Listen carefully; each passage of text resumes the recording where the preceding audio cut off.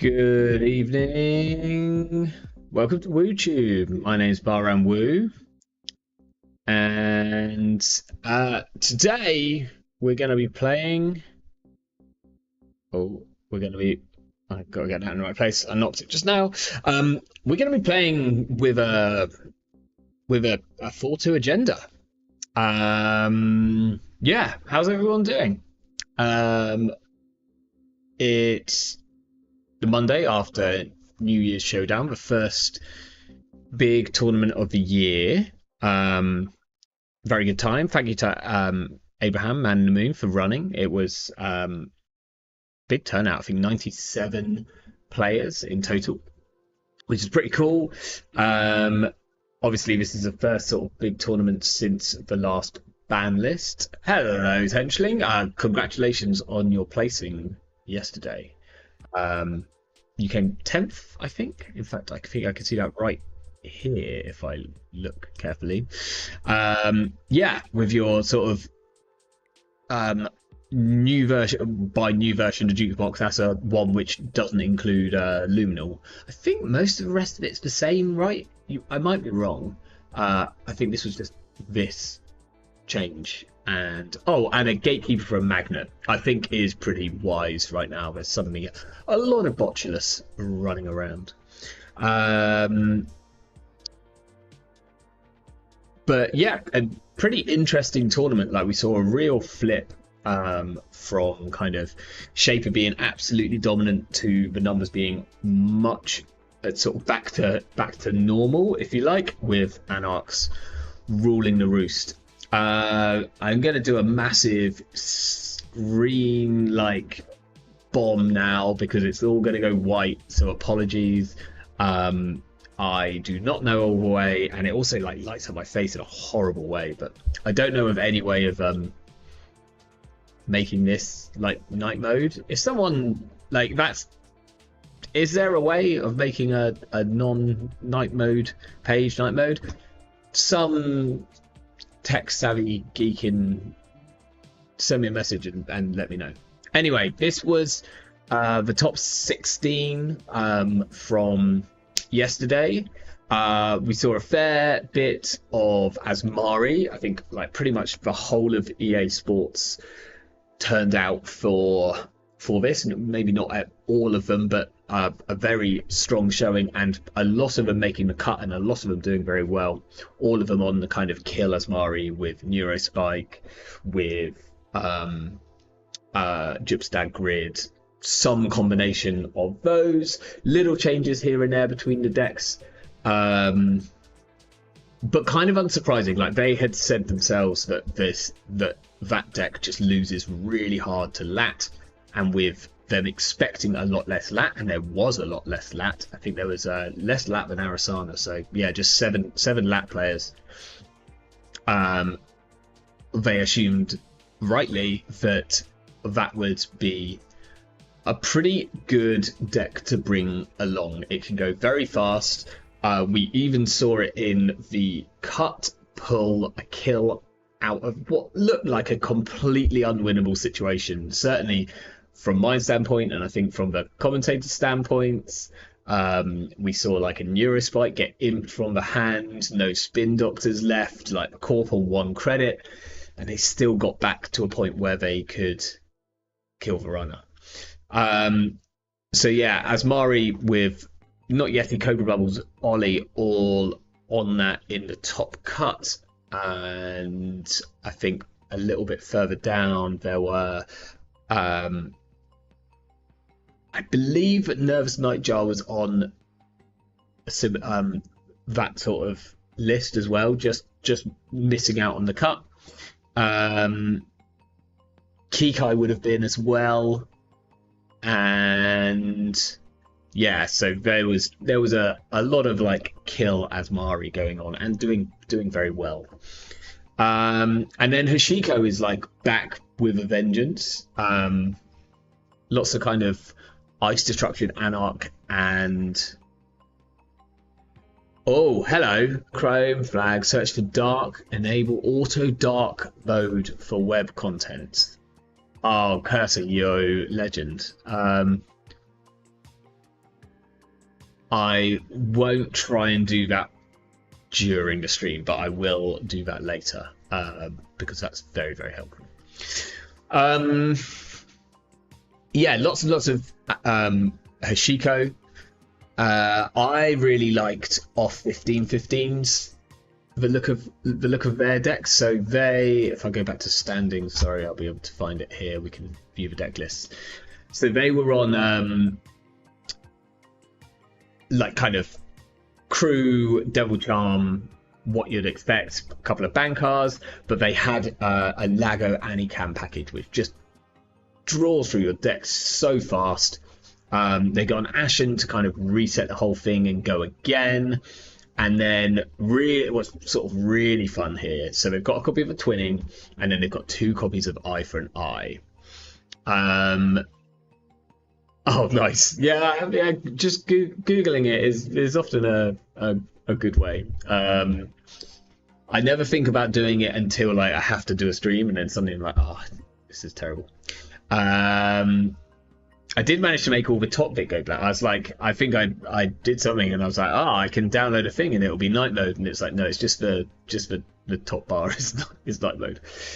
But either way, like off 15 coming in second place, 2 copies of Eye for an Eye. Someone else was on this list as well. I think Torpedo Tyrus, who came 9th.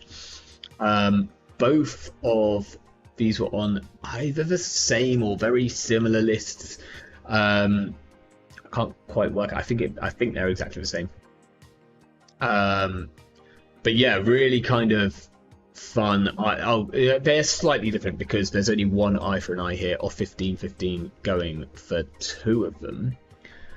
But yeah, that's a card which we've played on this channel. Like, we had some good fun playing it on this channel, but it just hasn't seen competitive play. And all of a sudden, I mean, this is a really good shout if you're worried about like combo Asmari kill decks, especially ones which have Neurospike. And this is actually, funnily enough, why when the Asmari decks all started coming out, it was the first time that I considered Gypstab might be better than Neurospike. I was always a Neurospike believer. I didn't believe in the whole like Gypstad thing. I was like, no, it's too easy to sort of get around. But like, you can put the Gypstad straight into the remote whenever you draw it, and it's safe there. Whereas Eye for an Eye in hand can be imped, it can be moored, it can be... Sorry, not Eye for an Eye, but Neurospike. If it's in hand, it can be imped, it can be moored, it can be burned. Like, all sorts of kind of disruption, and lots of like disruption cards really kind of focus on HQ. It can be coupulated, you know, all of these kind of things, and it just has to sit in hand because you can't do anything with it. So there's like a reason for that. Exact reason is one thing that I kind of almost prefer the Jip stats. But I think a lot of the Asmaris are playing one of each. And then super fun. So Antoine, who I believe I played against. Yes, he beat me. I played very badly against Antoine, unfortunately. I got tagged. I cleared like 3 of the tags. I still had 1 tag. And then I really stupidly just went down to 3 hand size without clearing this other tag. Just because of stupid reasons. I wanted to diversion of funds him.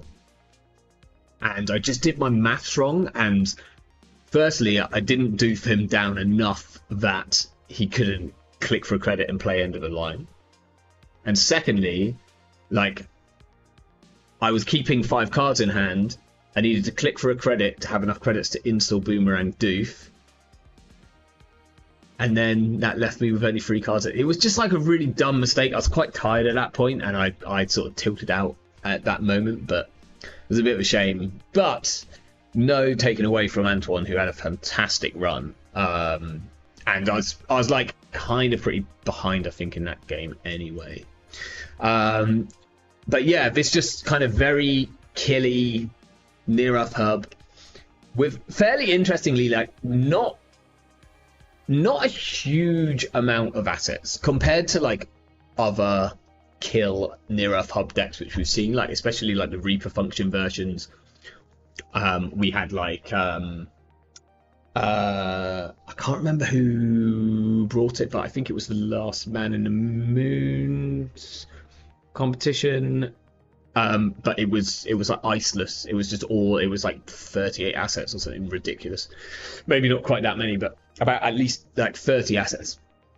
And just spam. This one's like a little bit more like, it doesn't go that wide. It will still go pretty wide, but it doesn't go stupidly wide. It's actually got like 5 ice, I think. 1, 2, 3. What order is this in? 1, 2. Oh yeah, 2 pings. 1, 2, 3, 4, 5, which is like more than we've seen in other sort of kill decks. And then like, I really like the Amaze Amusements. Like, you saw people really struggling with this card, because you sort of you run it because you want to stop them scoring out another. I was going to say false lead. Is this deck not on false lead? Oh, it is. Yeah, there they are. You just weirdly, I couldn't see them because they have a different symbol. You can't see my mouse, but I'm pointing at the neutral symbol, obviously. So yeah, so you kind of like, you have to run it even though you know you're going to take the tag. It's like it's very tricky, but yeah, really rude. I think the Amazing Amusements is really nice. We saw like, it's got Hollow Men, which means you could also fast advance out false leads if you want to, but we also saw Antoine sort of score a false lead and set up board state all in one go, because then you've got like a rezzed Hollow Man. Like, yeah, you've spent a little bit more than you would just sort of advancing it out, but if you can then continue building your board state as well as scoring out false lead, very, very rude. And 2 each of Mindscaping end of the line, which is probably wise. Like, if you're playing like a single end of the line right now, then anyone on Copulation is just going to eat that up and keep it. Kysra, I think everyone was on 2 Neurospike, no Jip stats. Interesting, very interesting. And yeah, you could trash the whole of HQ. Sorry, going back to you, I missed that comment from earlier, but the Eye for an Eye decks, it had twinning, but it also had Copulation, and so it could quite easily like see the whole of HQ and trash anything which it needed to, using like Copulation as well. Really cool. So fairly rude NEH deck, 17 influence, also 17 influence, and this is like the wild thing.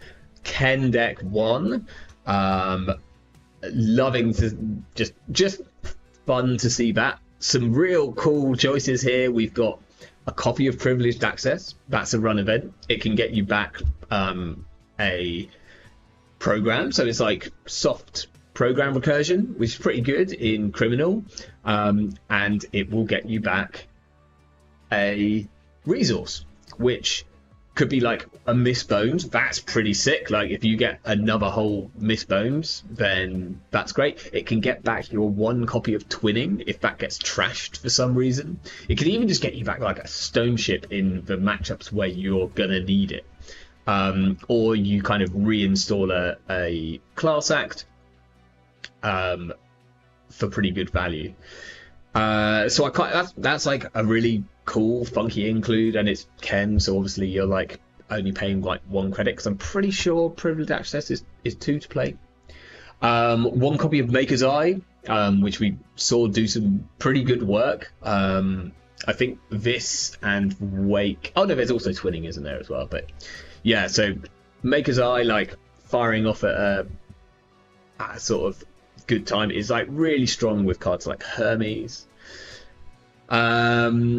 And then the rest of it is like mostly good stuff. And the interesting thing here is, I wonder how many run events we're actually on. So we've got 3 Bravado, 3 Carpe Diem, just 2 Diversion Funds. I like that. I think unless you're 419, then and maybe Table, like playing 2 Doof, like it should be seen as a bit more of a tech card.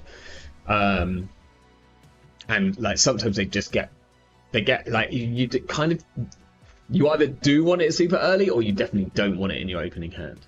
Inside Job makes sense. We got 3, 4, 5, 6, 7, 8, 9, 10, 11, 12 with the pinholes, 13, 14 with the buy bands, 15, 16, 17 with Dirty Laundries, 18 with the Mad Dash, 19 with the 20 with the Maker's Eye. Actually more than I thought. Like looking at this list, it doesn't look like there's that many run events, but there's 20 in there. Hey Jai, how you doing? Nice of you to drop in for, even if it's a short time. Always a pleasure to see you. I did manage to start up a little bit earlier today, so maybe that's benefited you somewhat. But yeah, this is like really cool. Very good to see Ken doing well. Like it's just fun to see sort of less played IDs. That's always a thing which I enjoy. I did okay. I had a reasonable start to the day, and then I got tired and I got a bit tilted and I bowed out. But I was kind of like, so I played these 2 decks. I played a crew 419 deck, which got itself into a winning position on the first 2 games it played, and then drew or lost on time. So this might have been me playing too slowly. It is a very, very controlling deck. That's like all it's got, and it's got like 1 Wake implant for multi-access. And I just couldn't seem to find agendas. Like I was making a fair few accesses, but wasn't finding agendas in my first 2 games. But it did get itself into some pretty good positions, and when I wasn't just playing really stupidly, then it felt pretty good. And if we had a bit longer, I think like one of the games I was in a great position if we had another 10 minutes or so.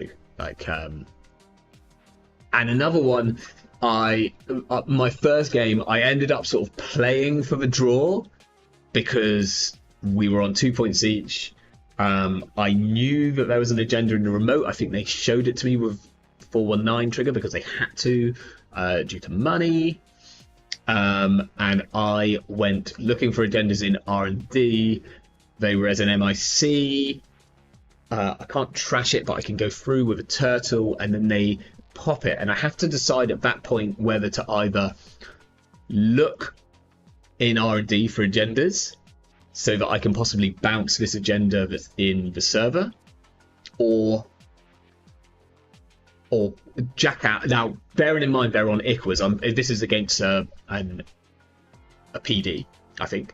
PD or Asa. PD, I think. And I know they're on Iquas, so if I like continue going, I'm not going to be able to steal Iquas. No, I will be able to steal an Iqua. but I knew that there was at least one in HQ. It turns out they were in the bin, and if I'd have jacked out and gone to the bin, I'd have won. Didn't do that. I decided to do for them last turn, knowing that they then couldn't score out. Got the draw, and then they went, phew, there's been 2 Icarus in the bin for like 3 turns or something, and I just never quite found the time to run Archives, and I nearly ran it the turn before, and then I didn't. It's just one of those things. But anyway, that's my 419 deck. This was a bit more interesting. So I built this on Saturday morning, and then went out for the day. I didn't test it at all. It had 0 testing at all, and then I came back and played it.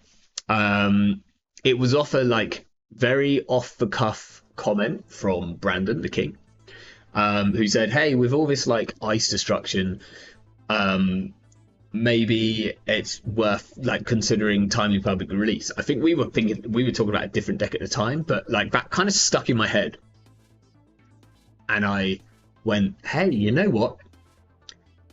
If I like," and then I was like, "Okay." So that kind of just went round in my head all night, and I was like, "So who would play timely public release best?" And I was like, "Well, it's a 4/2." So it makes a lot of sense in PD, who likes scoring out 4/2s.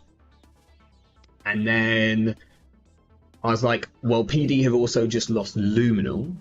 So they, like, people, like, we need to experiment with new agenda suites. Obviously, you can go, like, just free off-world, free ADTs. You can play free off-world, free Vitruvius. That's all perfectly fine.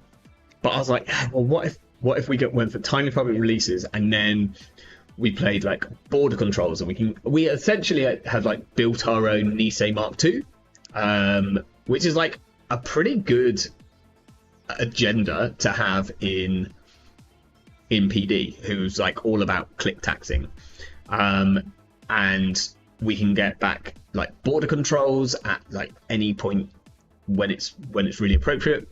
Also MICs. Which if we're planning on like scoring out Icarus, then just an MIC is kind of as good as a border control a lot of the time. So we can get back MICs. We can do things like pull a magnet like at a appropriate time, either from the bin or from hand. Installing a Tattoo Bowler, which I did in at least one game. Just because I like really needed the credits at the time, but also doing things like reinstalling an ablative on a run, like when you're already at fret, and then you've suddenly got this like surprise ablative, which is pretty good for somebody like pulling a Spin Doctor or getting the Void back on the remote, things along those lines. Because I was on TPR. I wanted to play a bit more ice than you'd normally play, I think, in PD. I think most PDs are sort of 12 or 13 ice, so I went up to 14. Obviously, 2 border controls because they like are really, really good with TPR. And then I wanted to play a Vovo because I've got more ice, and because I can do some, like, I can get even more ice on a server out of nowhere. And what I found playing TPR over the day was that it's actually really cool. And it gets around a few issues which particularly purple decks have with ice positioning. And one of those is Bankar. So you've got this like really tricky thing with Bankar, where you like maybe get out a Gatekeeper early doors, and they run it and you res it, and then it's somewhat worthless. But now that's on the inside, so when you put new ice out, it's on the outside. But then they Bankar through the good new ice, like say you've put like something like a Bran out to try and stop the Bankar. Well, they Bankar through the Bran, and they pay to get through the Gatekeeper, which is like the bad way round, like for you as the corp. Whereas TPR allows you to put the ice wherever you want. So let's say you've got your gatekeeper and it's been rezzed, or maybe you've got like an ablative barrier that's been rezzed on the outside and they bank hard through it, or they're about to bank hard through it. You can then put something a bit meaner or harder to break on the inside, kind of dealing with the banker, or like at least, you know, like it's like a haha, now you have to deal with this, and you thought you were kind of bankaring in for free or for cheap. So I actually found, playing around with this, it to be like way more versatile than just like, I'm just going to get back like a border controller or an MIC to tax a click. There was this really cool like ice positioning thing that was kind of going on. And I had games where I, like, using this ablative barrier, I've installed this like same ablative barrier, I think 2 or maybe even 3 times in one game, like trashing it so that I could then pull it back with the next timely public release, because I seem to, on the day, I seem to just draw these timely public releases. So at least I got to score them. But I was like, ideally it would be like off-world into TPR into Ikawa. That's your like perfect route to victory. I seem to just draw TPRs. So I was like scoring TPRs all day, using them, finding out how I could use them, like learning about them kind of as the day went on, because I hadn't had any practice at all with it. But like ablative barrier felt really, really cool. Like they make a run on archives, and you've got an agenda in there, but there's a spin doctor in there, and you can like suddenly get this ablative out, and yeah, I thought it was really cool. Now, I liked this, but I think we can do better, because what happens if we put timely public release into ASA? And I kind of thought about this on the Saturday morning, and I started working on it in my brain, and I went, no, this is a way harder deck. This is a much harder deck to build. PD, this felt much more simple to build, and I was like, I can just build this and play it later, and we'll see what happens. ASA adds an additional benefit where we can TPR some ice on the runner's turn and get an ASA trigger. Which opens up a whole load of new, pretty interesting kind of lines where we suddenly have a skunk void server that came from nowhere, for instance, or at least half of that. Maybe the skunk was already in there. It's suddenly a skunk void server, and there's another piece of ice to deal with, and like all sorts. Like, so I'm kind of really interested in whether we can do something really, really funky with this, and I haven't built this, so this is going to be like from the start. Obviously there's lots of ASA builds around at the moment, so we've got plenty of things to work off. We can start off just by doing the agenda suite, because I think it's very simple. I think it's going to be pretty much the same. Depressingly, this would be like free TPR, free off-world, and 1 luminal.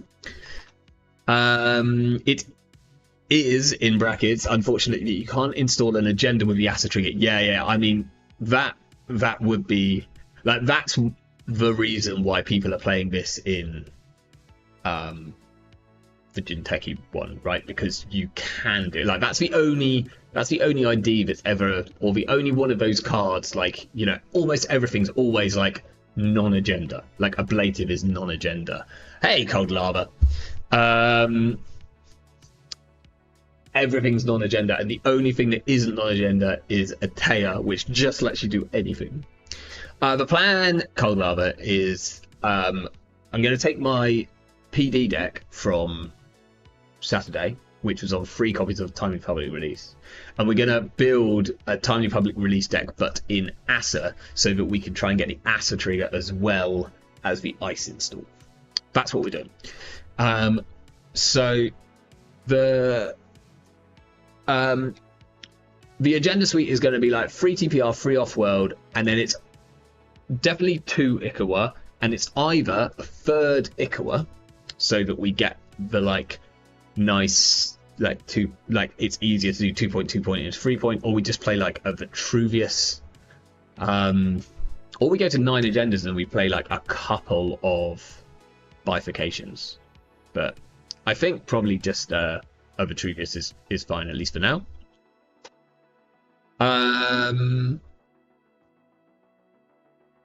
then let's put in, can TPR create a server? No, it has to already exist because they have to be running it. No, it does. Oh, okay. So this is interesting. That's a great question. I thought they had to be running the server when you did this. But obviously that it doesn't, because otherwise the whole trick with a tail wouldn't work. So I don't know. I wonder if protecting a server means that you need to have a server there. Because if not, then we can we could even use this to just get a Rashida out. I mean, we can use this just to get a Rashida out at the start of a turn, like at the end of a runner's turn. Like install a piece of ice from hand, Asa trigger in a Rashida, fire a Rashida, let's go. That's kind of interesting. I mean, that's it's a way to use a potentially powerful counter, but if we just need like some tempo, then that kind of seems fine. I genuinely don't know. I also don't know if JNet will allow us to do that. So that will be interesting to find out. Yeah, someone pays Rowan will or get Jamie in here. Okay, we'll put in Rashidas, we'll put in Spin Doctors, because they both seem good.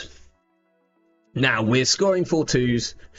So the question is, how do we do that? We might be on Seamlesses, but we're probably on like at least 2 wage workers.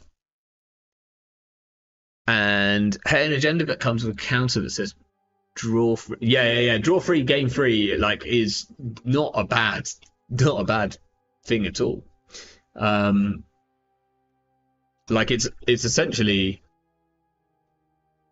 and I mean it might even be more than draw free, game free, because you know Tranquility Home Grid exists. So I think we play wage workers, and I think this is probably a cohort deck.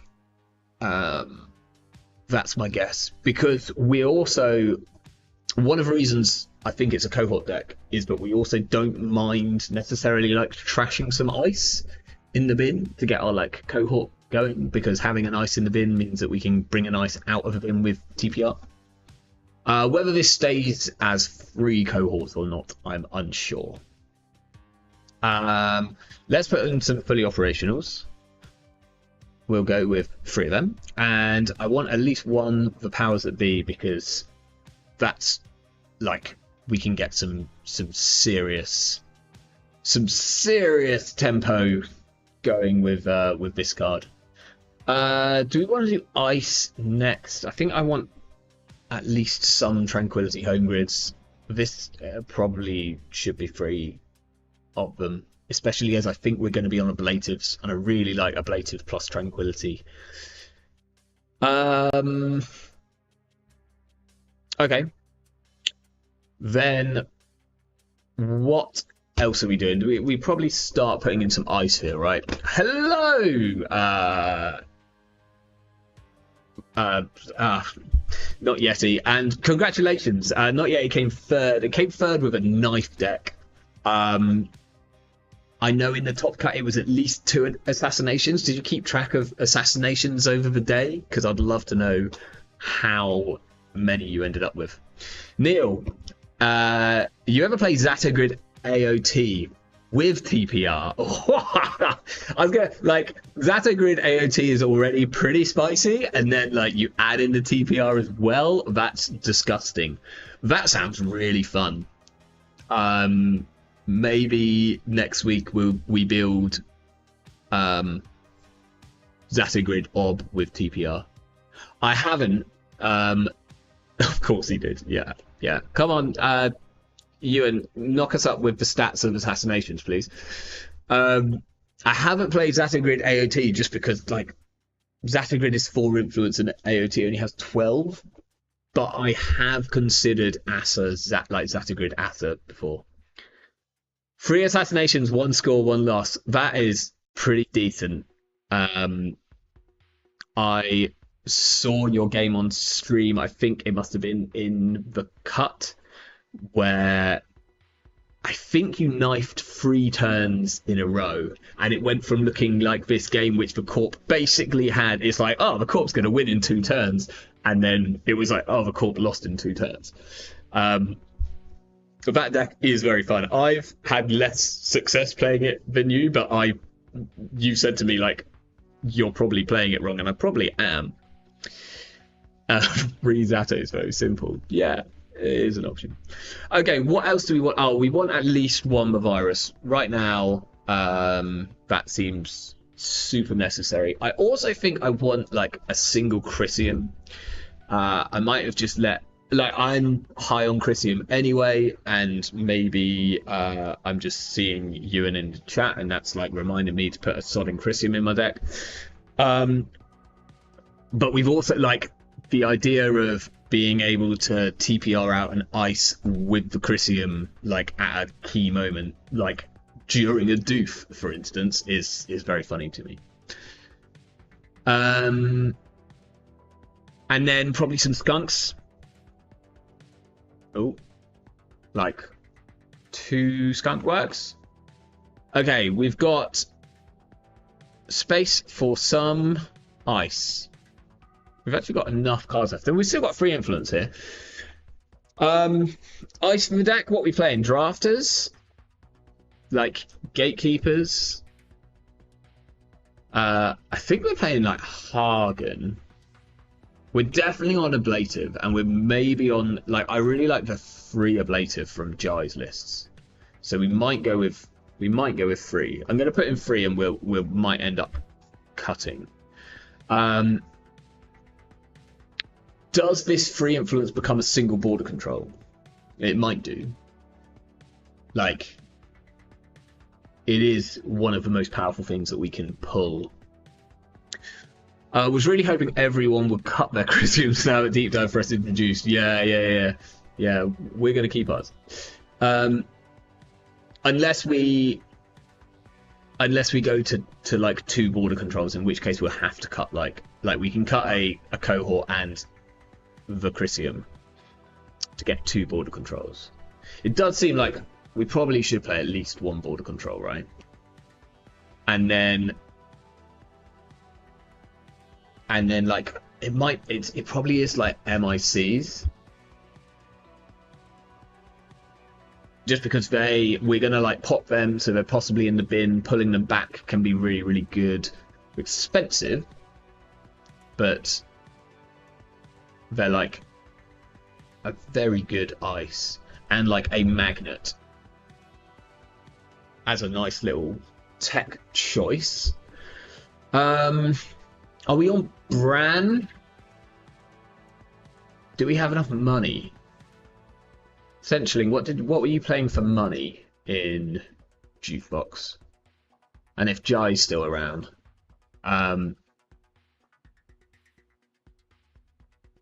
like, is it like Nico's? It might even just be hedge funds. Like, this is money. This is money. Wage workers is sort of money. We can click for free and do something. I'm kind of tempted to play 1 or maybe even like 2 seamlesses, even though we've got like lots of ways of doing nonsense. Bran or Hagen, or both. Like, Hagen seems quite decent at the moment. There's a lot of people on AIs and like AI only sort of rigs, and they have to deal with Hagen. Like, it's a nasty face check for them.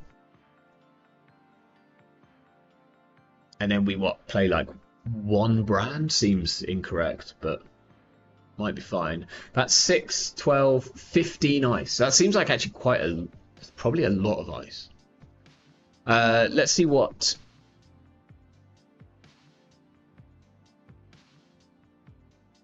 Let's see what Centraling was on. Centraling was on 2 cohort. So we could consider dropping to 2 cohort. A single Nico. Tattoo bowler like is a ton of... Maybe we play a single tattoo. I actually really like the idea of being able to like pull a tattoo. Yeah, I think Jai was on 2 Nikos also. This has less money than us, I think. Technically the ice is a little cheaper. Like they're on Pulse. We could consider playing Pulse actually. Pulse is a really fun thing to suddenly pull out of nowhere. I think we drop a cohort and play a single tattoo.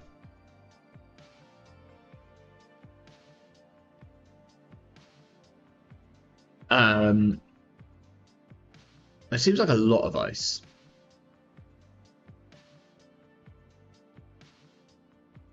This was on 6, 12, 15. Let's find Jai's most recent list. Golden Path. Jai was on 8, 9, 10, 11, 12, also 15. So 15 is like our sort of key. That's what we want to hit with ice, I think. I don't think we want more than that. So currently we're at 16 without a single copy of Bran. We really should be on Bran, shouldn't we? We're on border control. Did you see? I did see Not Yeti's Kulu Sable. In fact, Not Yeti's in chat at the moment. I played that Sable the other day. A slight different version. I think you're now on like 2 simul chip, I think. Did you cut the environmental testing? I know you were testing, ironically. So we need a tiny bit more money, and I think it might be like Nico campaign. Do like the Nikos. We have 2 Tranks, which is pretty good. And then like what we're missing from these other ones is like operations. I guess we do want like a biotic because we can biotic out the 4-2s with wage workers.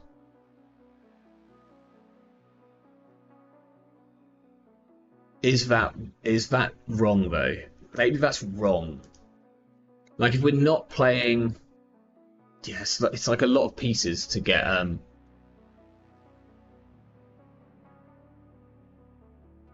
Because both these lists are on Vitruvius, which makes the like. Oh, maybe we just play like greasing the palms. I did say seamlesses actually. Maybe we play seamlesses. I think we play at least 1 seamless. It gives us like a really good potential to never advance an Ikawa project. And either a second seamless, or we play like a hedge fund. We play 2 hedge funds and we drop a piece of ice. Oh, we were going to play Brand, so let's drop the Hagans, play 2 Brand. And maybe we drop a single ablative. 7 barriers feels like 1 too many barriers. Actually, I'll tell you what, I kind of want to play a Vovo. I quite liked this Vovo. And it's even better with Asa, and it gives us a good thing to... Maybe just play another Seamless.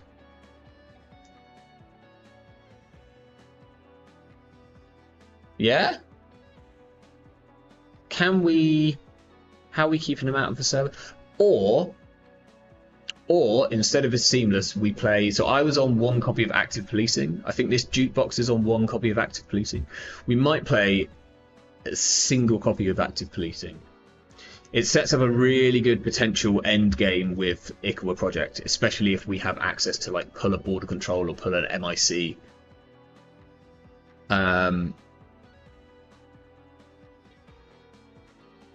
Like, one seamless might be enough. I like having the one seamless. I'm going to do an active policing. And that looks like a deck. Right? That looks okay. Yeah. Let's take it for a spin. We'll call this...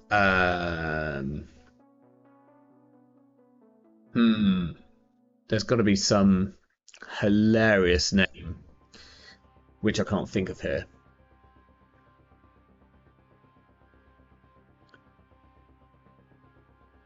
Tim's pubic releases.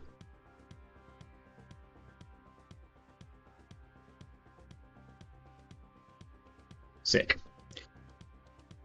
Copy this one here. Oh, the other... I wonder whether we should be on a third Skunkworks, actually, because one of the, like, power plays that we've got is install ice and a Skunkworks. Like, all in one turn. Or with our trigger. With our TPR trigger. So I wonder if we should be on third Skunkworks. That would have to be instead of the active policing. Maybe that's correct. Like triple Skunkworks. Seems quite rude, right? These also aren't the worst on centrals, you know. Let's leave it at 2 for now. Yeah, we'll leave it at 2. We'll see how it feels like money-wise and stuff like that.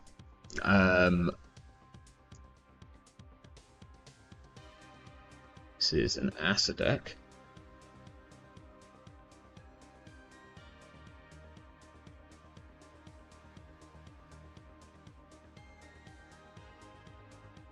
Sick. Okay. Tube 5.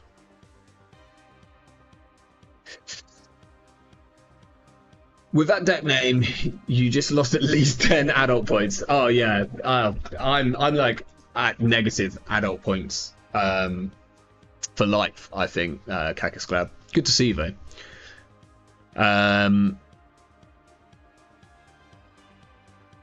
Yeah. And I was just going to bring up. So this is not the exact version that that Not Yeti was playing, but we have Abyss Stares back.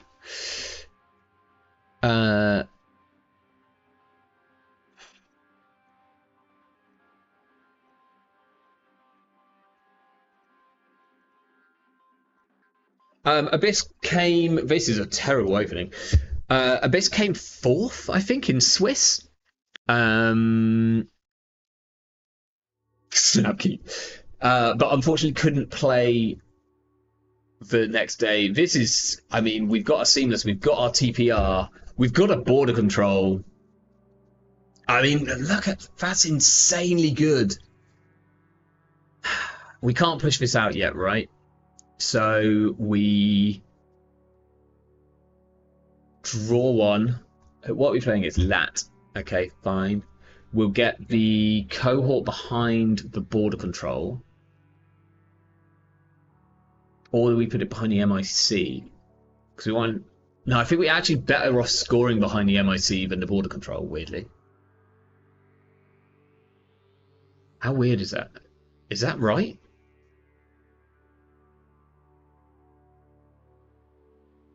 And then if we put the wage workers out, we can res this and this, but not the wage workers, but we will be able to res the wage workers next turn. What are we discarding next turn to cohort? I think it's the MIC, which is bizarre. So maybe we just put this in new remote. That's fine. Side note, is there a reason people don't play Volvo in PD? Yes, slots. PD is super hard to find, like the slots to get stuff in, because it's a 44 card deck.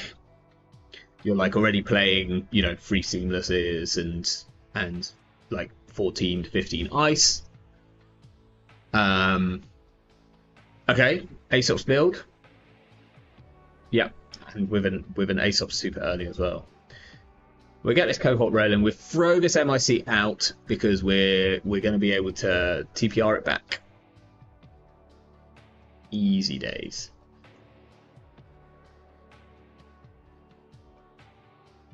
As long as we draw some more ice, that is.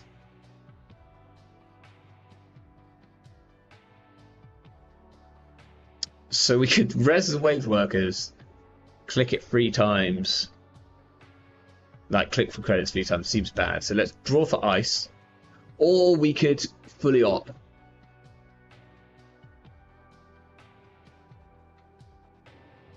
We didn't find ice. Oh, that's a problem. We will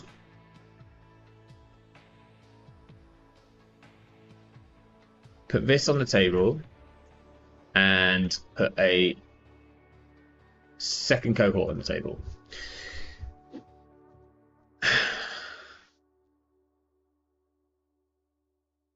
I mean, Meteor, you say that, but I'm interested in scoring out this TPR.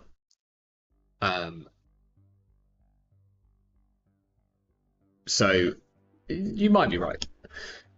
I feel bad for throwing out this MIC now, but there we go. They probably trashed this cohort, yeah. They probably trashed this Powers of B. I think you should be trashing the Powers of B.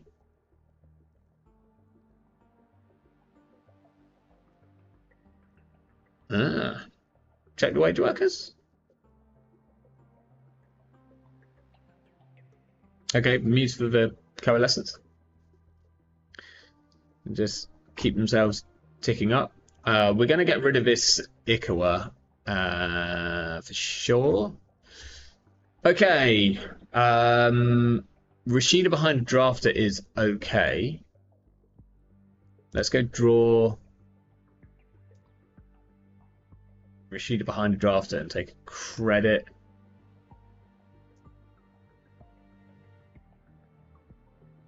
Doof!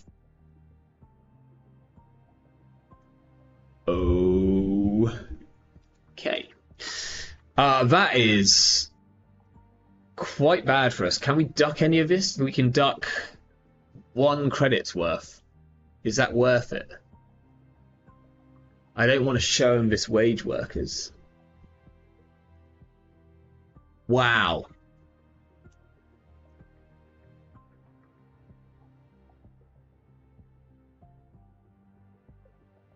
Yeah. And we're a credit short of resing this drafter. Shame about the lack of Bovo, eh? Yowders.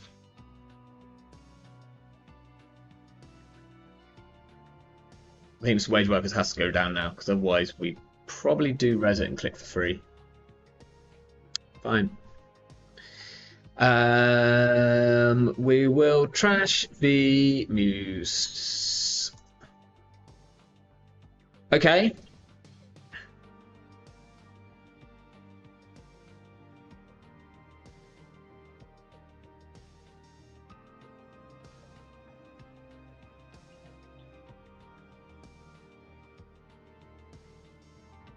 I'm now kind of scared about second doof.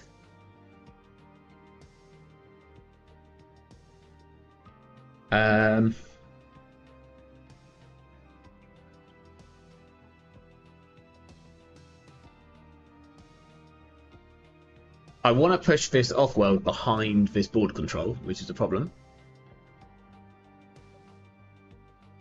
Yeah, maybe. But then we would have lost this timely public release. I think I just needed to get that Rashida off. So it's whether we install in a new server or we just install the off-world behind a brand and click for 2. So that we can potentially afford to res it. How did Showdown go? It started okay. I played very badly into Antoine's kill NEH. Tilted myself. This was about round 5. And then, like, was super tilted. Oh my gosh, we get loads of value here. So we're going to get a powers at B. We can either seamless this off-world or just... We have options here. We're probably going to add a... We can flip up the... We can flip up the virus. We don't care about that. So let's go with start turn, mandatory draw. We're going to turn a face down to put one here. Ablative is nice.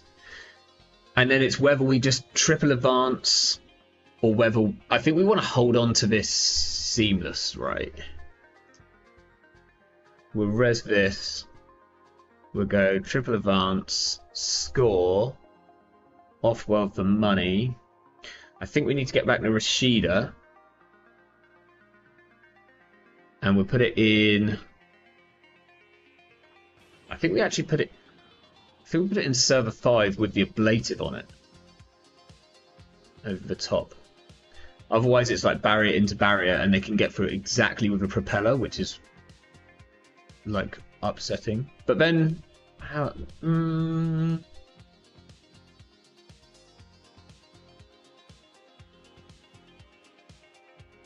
Yeah, we're going to go into server 5 and we're going to install this over the top.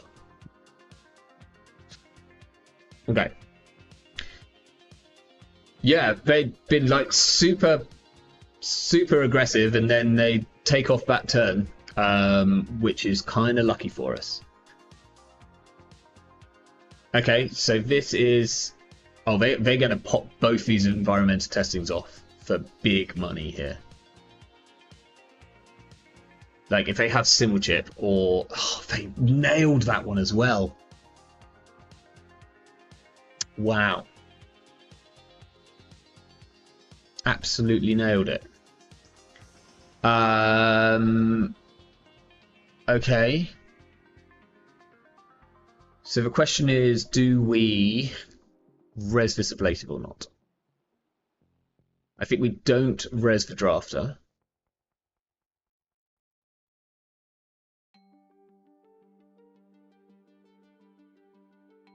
Thinking.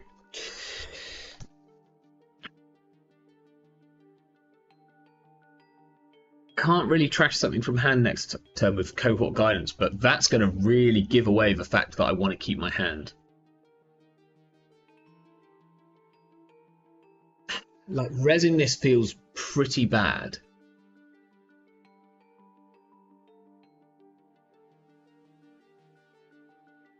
So I think I'm not going to.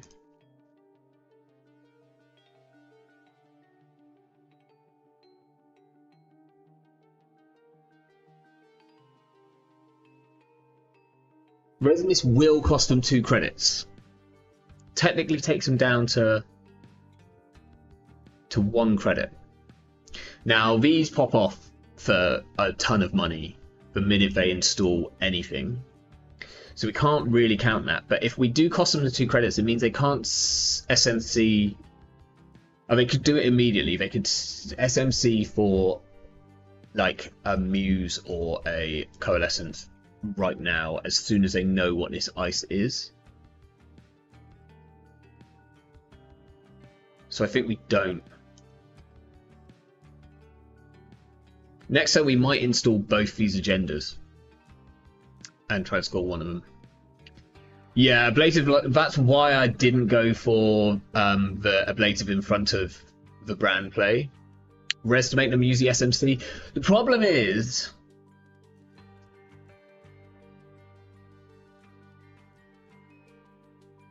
done. Oh, perfect. Oh, now I could have trashed something with the cohort. Oh, that's a shame. Um. Okay, so maybe I draw for ice. Well, that's a thing. Hmm.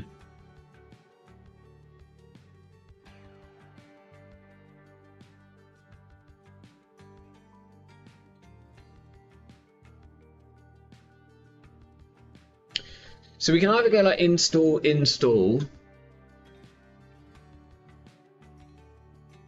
and we should be able to fire off one of these.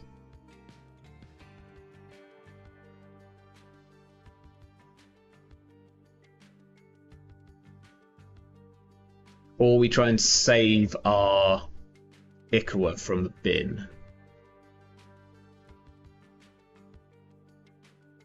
Which of these is more likely to fire? Again, I possibly don't want to res this ablative.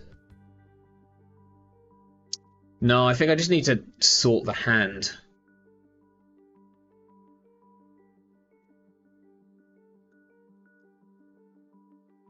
Okay, Tattoo Bowler is really good for next turn. So we've just... I'm kind of worried about them doofing us again, so we might put something on HQ, but it somewhat gives away where stuff is. Do Asa spin over install? I think it's okay because we were gonna draw enough anyway. We can pitch one, right? They don't really want to run the bin actually. That's pretty good. So we'll just gain a credit and we will pitch. But Vitruvius, I think it's better for us to score one of these two. Like if they run the bin, they set off this the virus, and then they lose their Thesarum. So I'm kind of alright with that. Yeah, they now have 1,000,000 credits.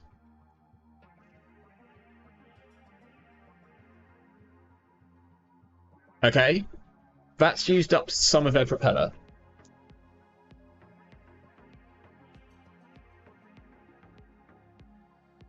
And now we, ironically, have this border control server available. Now, unfortunately, we've only got sodding barriers to put here. So we could go off-world, tattoo... Oh, second off-world. We can't res all of this. So we're going to go like off-world tattoo. And then we're going to put the other off-world in 5 and then take a credit.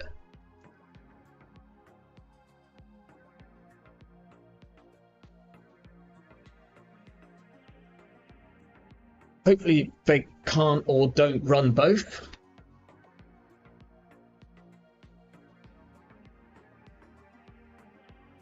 They didn't get back the SMC, which is interesting. If they do this again, then we're in like a ton of trouble.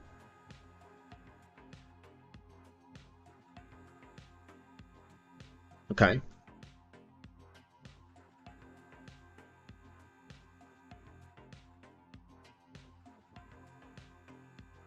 Unfortunately, we don't have anything we can overwrite this with, which is a problem.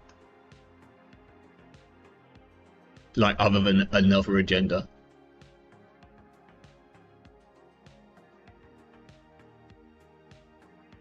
Yeah, we'll swap it with a brand. Nope.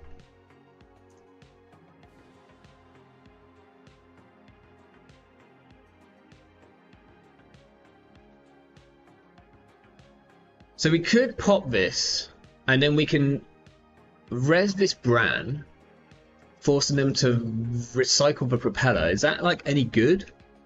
We really need this MIC back.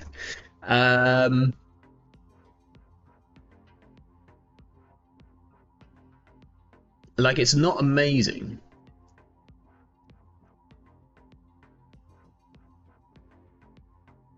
We still don't necessarily want to res this ablative.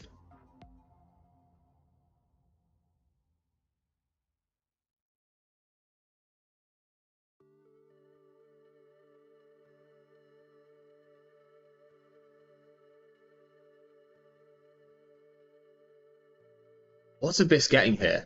The only thing that makes sense is if he's getting the virus that holds up. Oh, combination. Okay. Okay, well this at least procs this for Salem. Yeah, so many barriers. But like this is I think actually okay. We'll shuffle back the agendas.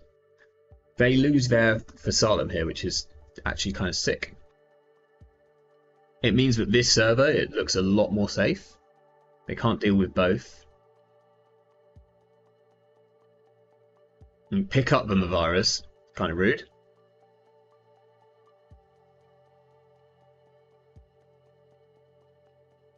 Now the big question is, like, how badly do we need this MIC back? Because do we need to I don't think we need to... Chrysium is lovely. As long as we can score out this TPR.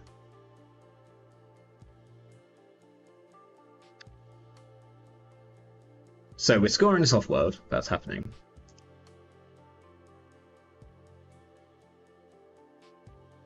And then it's either get back the Rashida...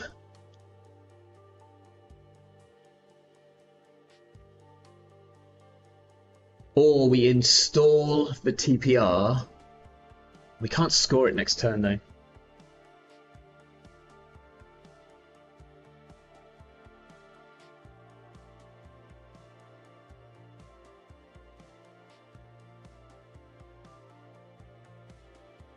Or we install the like Chrysium and Tattoo on HQ.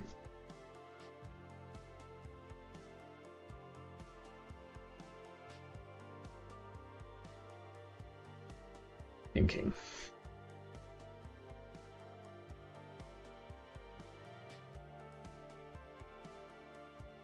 Like, I'm a bit worried about them ripping this TPR out of hand next turn. Not gonna lie.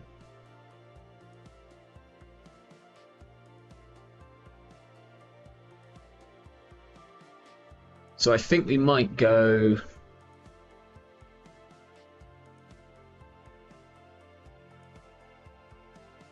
Tattoo on HQ, Chrysium on HQ. Okay. Yeah, we are very barrier heavy here. 1, 2, 3, 4, 5, 6 pieces of ice out, 5 barriers. Lovely symmetry going on though. I'm really appreciating this. Okay, this is probably going to get this Chrysium. That's fine. That's really expensive for them to deal with.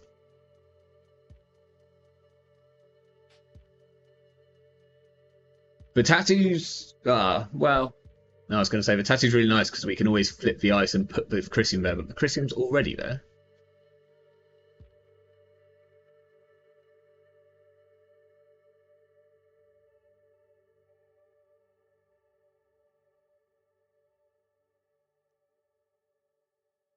Yeah, I would assume that they just let that fire.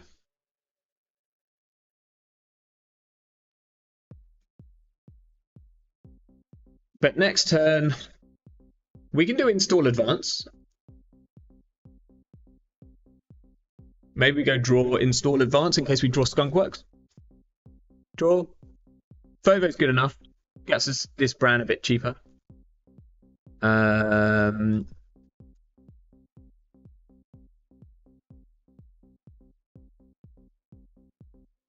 We're safe from Doof. Why would they ever trash? Because they are on diversion of funds, Ewan. Maybe they don't have enough influence for another one. This is 1, 2, 3, 4, 5, 6. They could be on 2 Doof. Bran, okay. We will Reza Vovo. Reza Bran. Also, like, I was a bit worried about, I don't know, maybe a deep dive. So they would trash if it was one of them. Now they get through this exactly once, but can't get back through it after we fire off this border control, which is nice.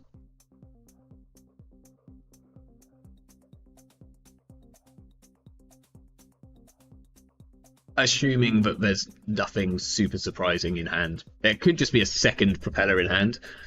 I could totally see it.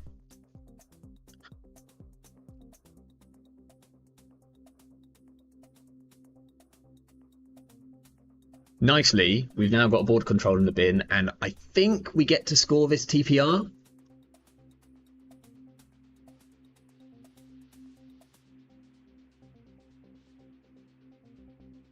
So that's cool. Ikawa. Interesting.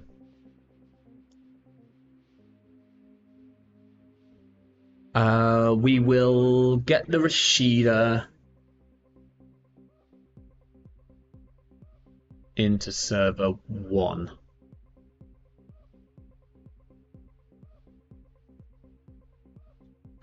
We don't have a non-agenda. Will we move Vovo?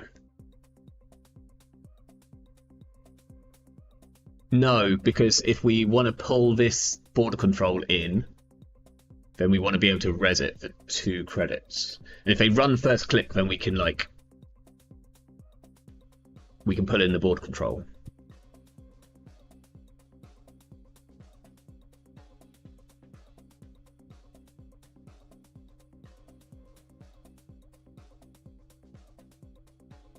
And Meteor, you say it's a waste of a pinhole. I'm assuming that they thought this was a virus, because I think they have plans to use for Salem's again. The fact that they hosted the virus, they definitely didn't really want us to get that back. The fact that they didn't, this powers that be, that they didn't trash on turn 1 or 2 has kept us in this game. Without this powers that be, we are boned. Sick. Do we get a Rashida? Okay. Oh, they didn't trash anything.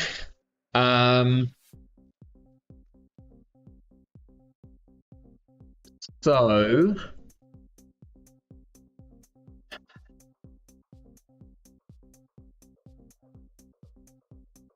the big question is, where do we try and put this Ikawa?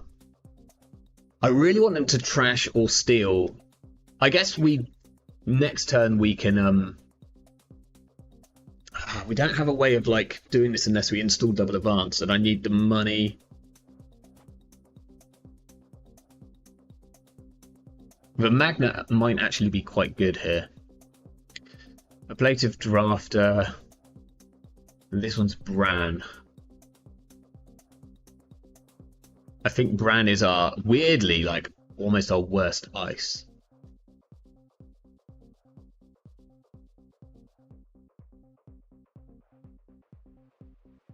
Clown Class server 5. Yeah, I think server 5 seems best.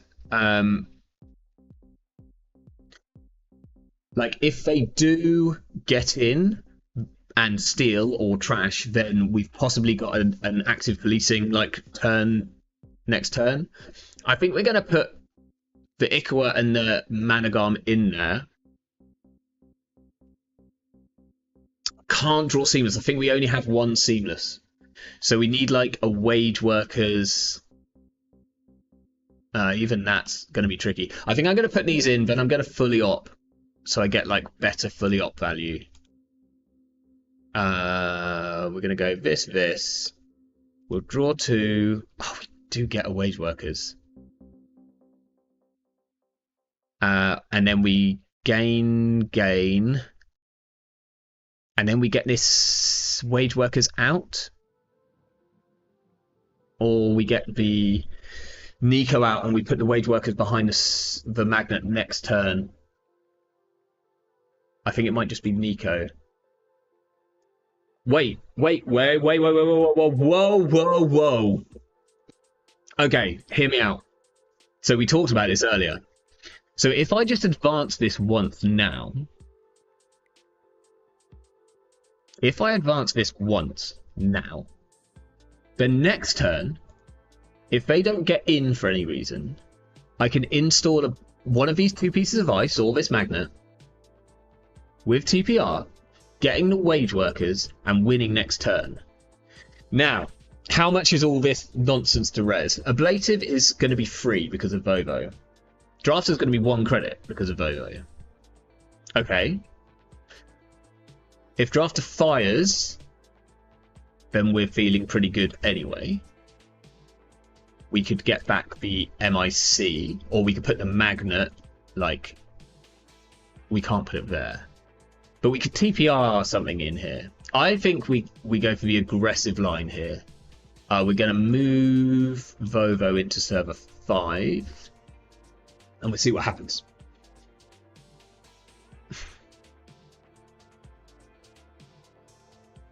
No way to get a face down for cohort, but there's also not another cohort in the deck. We're on 2.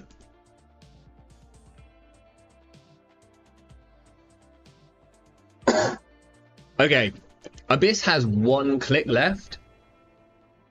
We're obviously rezzing all this stuff because it's like free to do, but we might just TPR for the border control here because we can. So we're res and ablative, and we'll get a. So here we want to get the wage workers into server 1. There's no face downs. So ironically, yeah, okay, so here's where we needed a face down.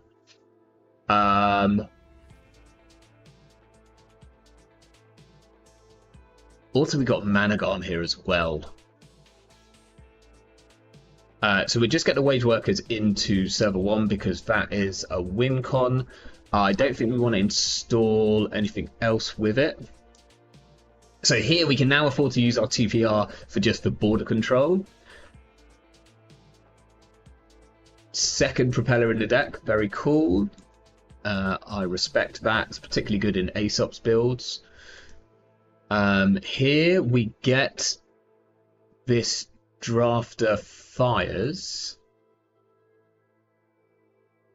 Cost us 1 to res. Vovo is kind of sick. We could put the Seamless into hand. Oh, this is feeling rather like one of the games on stream from the weekend. So we'll add Seamless, and then we'll just put the Rashida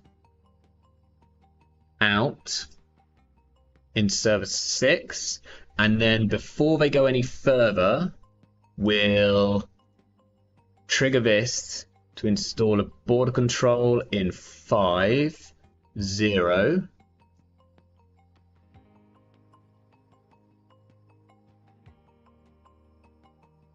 Just res the Managon? True. But this is cooler. We're doing the cool thing, Cold Lava. Like, correct lines. We're not here to play correct lines. Let's just check that we can afford to score this if so. So this will cost us 2. This is free for us to res, which is sick. That'll put us on 5 credits. We can still score with Seamless.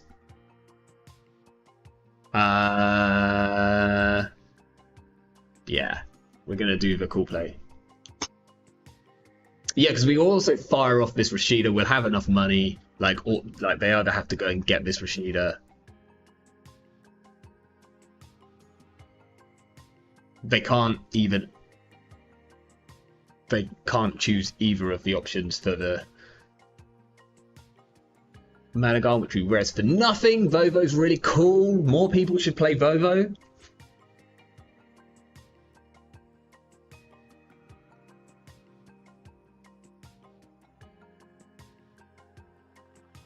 We had a super cool play if you hadn't run this turn. Going to get the Rashida made sense.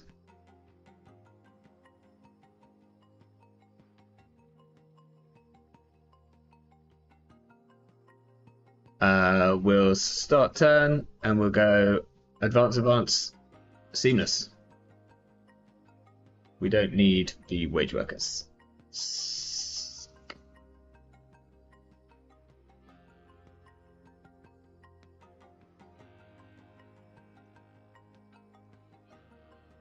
The surprise doof was a surprise.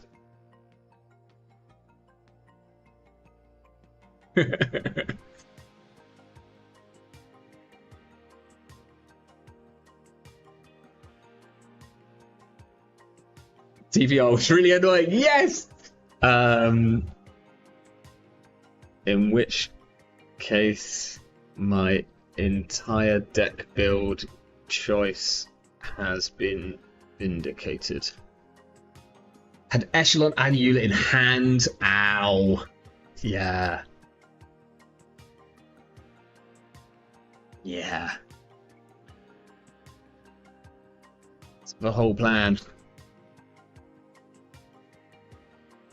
Though I drew a lot of barriers.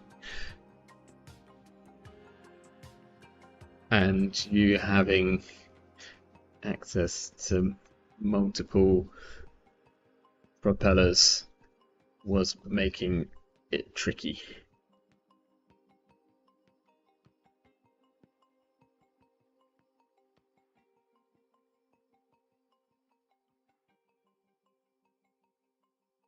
Okay, the TPR was sick. I think not trashing the powers would be, yeah, trashing the powers was. I started cutting some tattoo from Asa because there's so many good barriers. Yeah, oh, totally.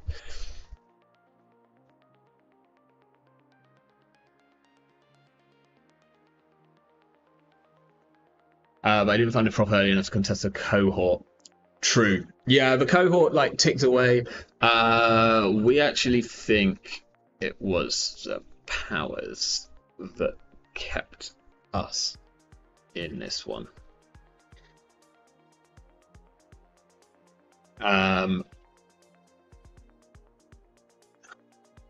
If you trash that, the first turn, much harder. For sure. Thanks for the game. Yeah, that was fun. Really fun. If we hadn't got doofed early, then we might have been able to push out this TPR, but as it was, like, we needed the money. But that felt good.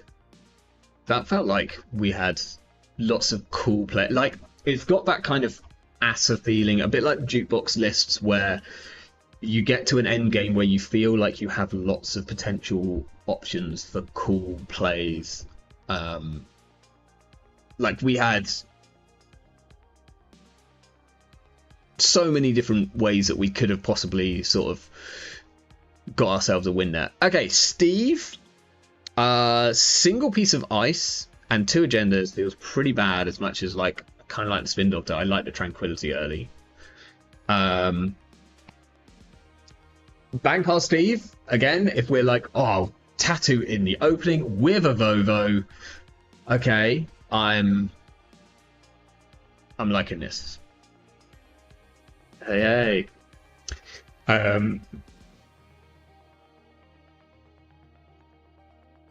So, oh, this is interesting. So we can afford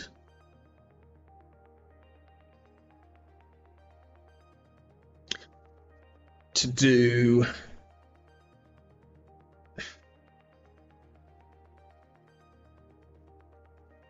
so we can do like this is the Rashid has actually made this kind of almost tricky, as in I don't know what the best option. So we can do like tattoo plus Vovo on HQ, because Steve will definitely run HQ.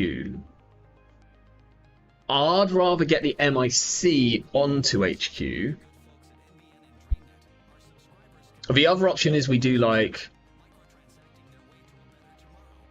tattoo plus Vovo and Rashida in a remote, and then Gatekeeper on HQ.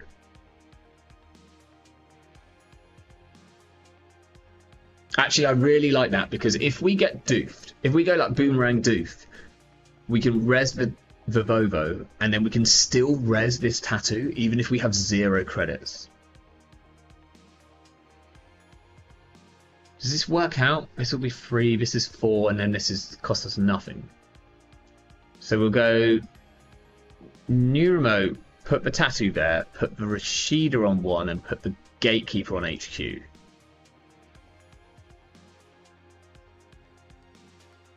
As much as I don't love having this. So here, I guess we might as well save ourselves a credit. As much as I kind of almost don't want to show off this Vovo, but there we go. There we go, though. Just because this might now get pinholed.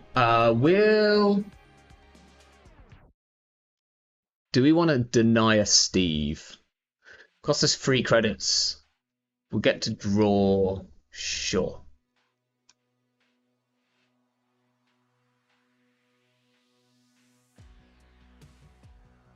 Maybe drawing... No, I think drawing 3 there is actually okay. I was going to say maybe drawing 3 there is actually incorrect because we're about to draw even more. But we are Asses, so we can put down like a lot of cards very quickly. Okay. Depressingly, we only have 1 piece of ice.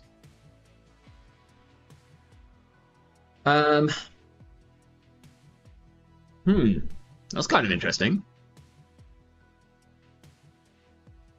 That is kind of interesting. So I think we go like Nico behind an MIC. Maybe we go the other Nico behind this tattoo. And then we fully opt for money.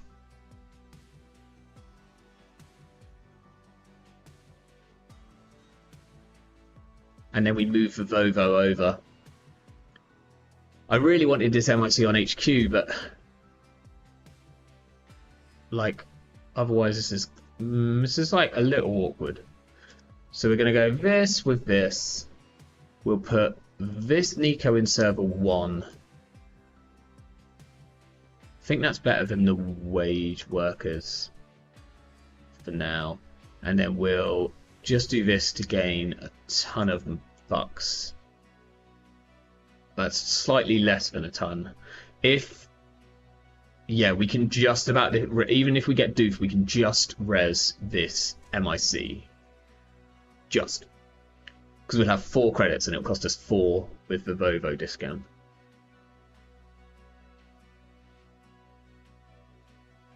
Like, I don't love using fully op for just money and not like drawing first, but kind of want these cards that are in hand. Okay, we're getting away with it, which is nice. So we can res a couple of Nikos. Credit positive. Feels good. A piece of ice. So this might be install Bran with a spin and res it. I might want to put this Bran on HQ though. I think I want to put this Bran on HQ. So let's draw once for a Chrysium. Skunkworks is interesting.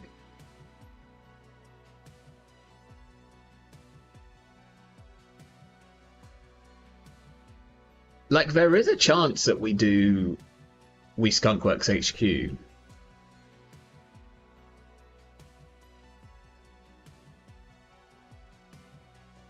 Or we just skunk in server 2, so we go like Bran HQ, skunk server 2.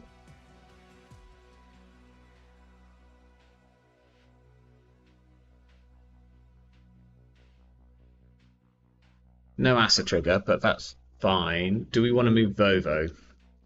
The MIC will cost us 6. They're more likely to run HQ, right?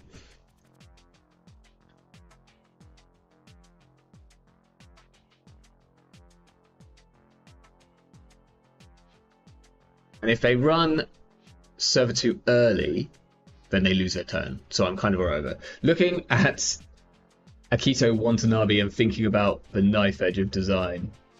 Yeah, so this card, like, sort of no play. Vovo is just that tiny bit better and good enough to play. Although Akiko was more expensive to res. Okay, well now I feel good about having another piece of ice, which isn't one of these. Luckily, this time we have drawn a lot of barriers.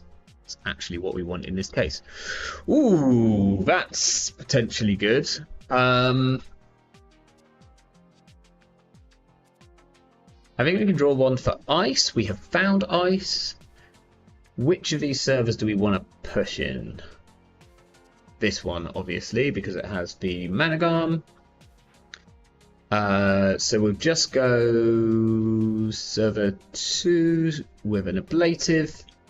And it's either take a credit or put the wage workers out. And I think it's just take a credit. Next turn we're going to like draw quite a lot off these Nikos.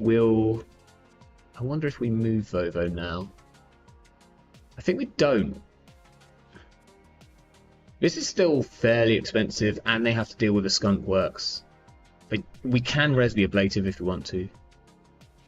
I think they're more likely to run HQ.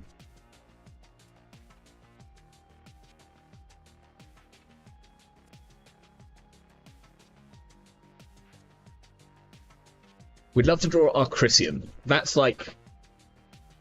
the key piece here. Single Chrysium on HQ against Steve feels pretty good. It's going to feel even better if we like sneakily stick it out with the TPR. Blue Diesel. I don't see this very often. But you know, unique card. Also, we saw build script. We've just got like whatever draw you can find. Okay, that's kind of scary. Bran. We res. This means that we can move over next turn and we don't feel too bad. Let's see if they click. I think you shouldn't click here, because I think you should try and force us to like use our ice. They do. Alpi, I love upgrades that move around, but in real life games it's so easy to forget them. Oh, 100%. Yeah, can be challenging for sure. Right, we get like big old card draw here. Ah, yeah. Okay, we found ourselves a TPR, so I think we go TPR in here.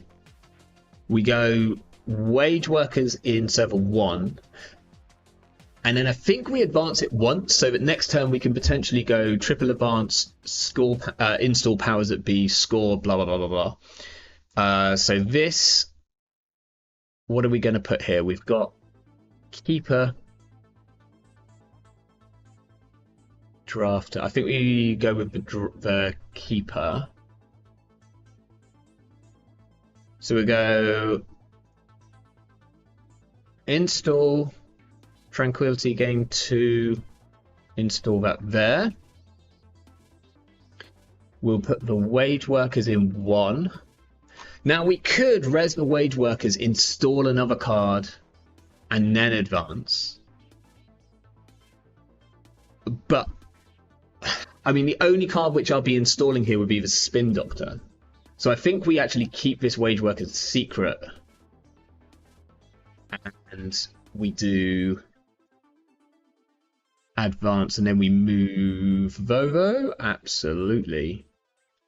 And like this makes this like really like you don't want to challenge this, because anything that we're going to res here is like pretty brutal.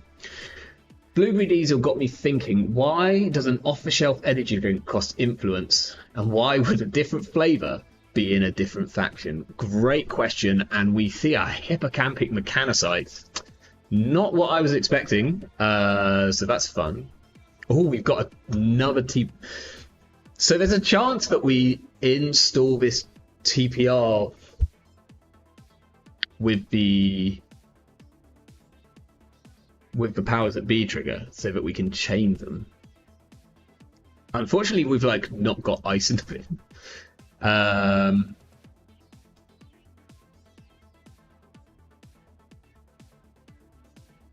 So we'll do this. Then we install the powers at B with a drafter, I think.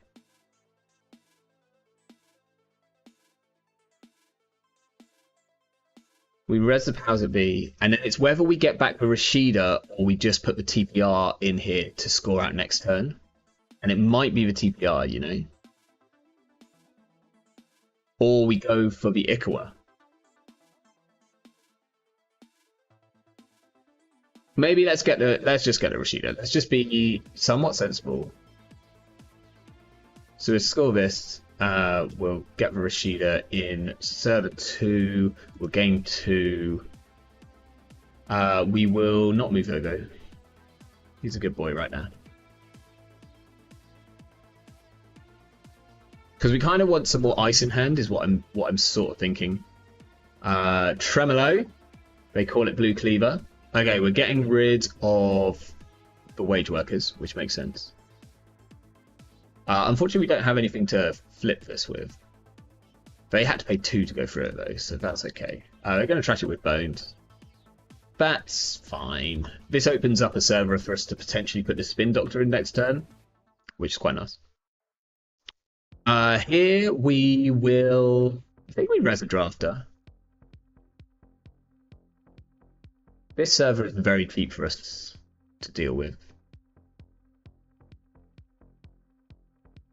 Cost them 2 credits and a couple of bullets. Good enough. We can always ablative back this powers that be if we need to. Let's see if they pinhole.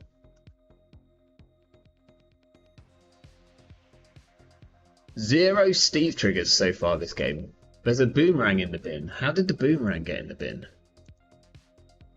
I have no idea. Okay. We have so many options now. Do we want to score out the off-world? The Vitruvius or the TPR?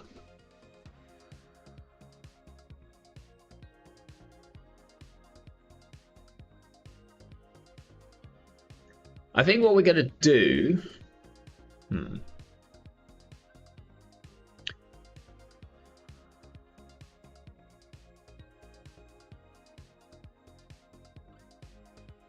We might put multiple agendas out here because we've got like this pretty awkward hand.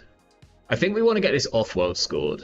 So we put this in 2. We won't ass or anything. We'll track to game 2. We'll put the Spin Doctor in server 1. And then we either advance this so that next turn we can score and jam.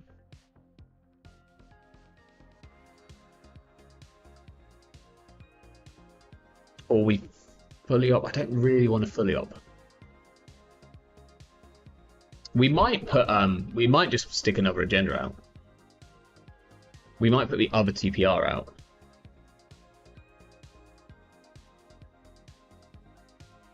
Maybe we should have kept the Spin Doctor in hand so that we could like save an agenda from somewhere else by installing the Drafter. That could have been quite cool.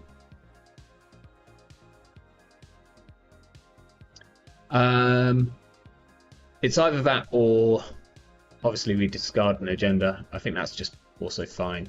We'll just take a credit and we'll discard the other TPR.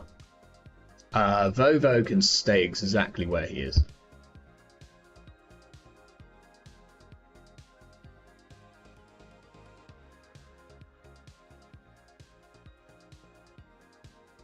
Checking R&D. Do we want to spin here? I don't think we do. Oh, trust the Spin Doctor. Going back.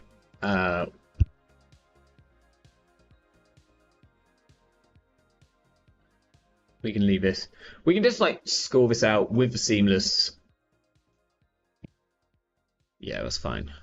Advance, seamless, and then next time we'll just jam this Ikawa.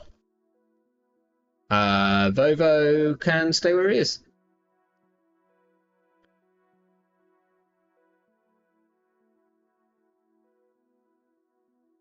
Like the remote is super secure, especially as we've got access to Bran from hand with with like the TPR counter. We can always get the seamless back if we want. And we might do. We might like spin on their turn. Let's res this spin. Okay. We're drawing agendas left, right, and center.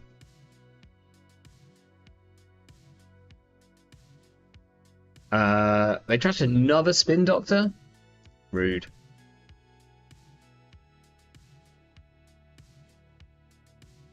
And a Rashida. So here, we don't need to get the spins back because we got ablative. So we'll just get the seamless and the agenda. Ablative is really cool. I think we just go install double advance. We don't need the money from the fully op. We can always install like the ablative on HQ to get a spin doctor and draw if they like. Yeah, so we've got lots of options here. Server 2. We could install something. I think we definitely want the ablative in hand. This is a gatekeeper. This is an MIC. I think it's probably not worth assering. Oops.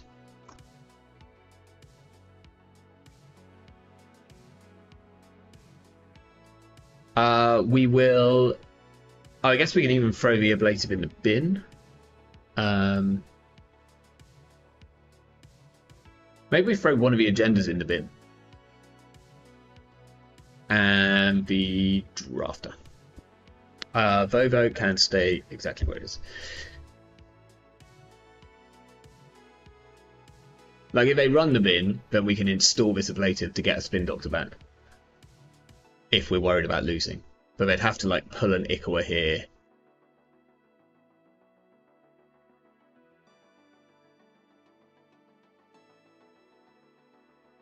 Yeah, we just, like, this brand has kept them right out of HQ. Which means no Steve triggers. If we run the bin, it's too late to install. Oh, that is actually true, Cold Lava. 100%. I needed to have put an ice here because like they can't have already passed it. Brand on HQ equals an unhappy Steve.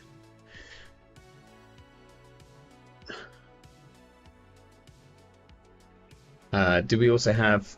Oh wow! Like. We were drawing agendas like no one's business. A little while till we get to this Chrysium, which would have been nice.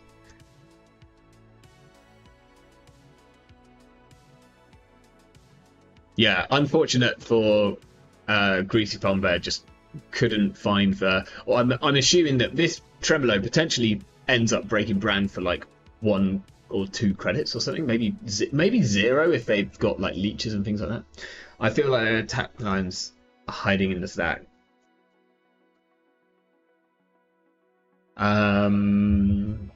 Feel free to save the replay.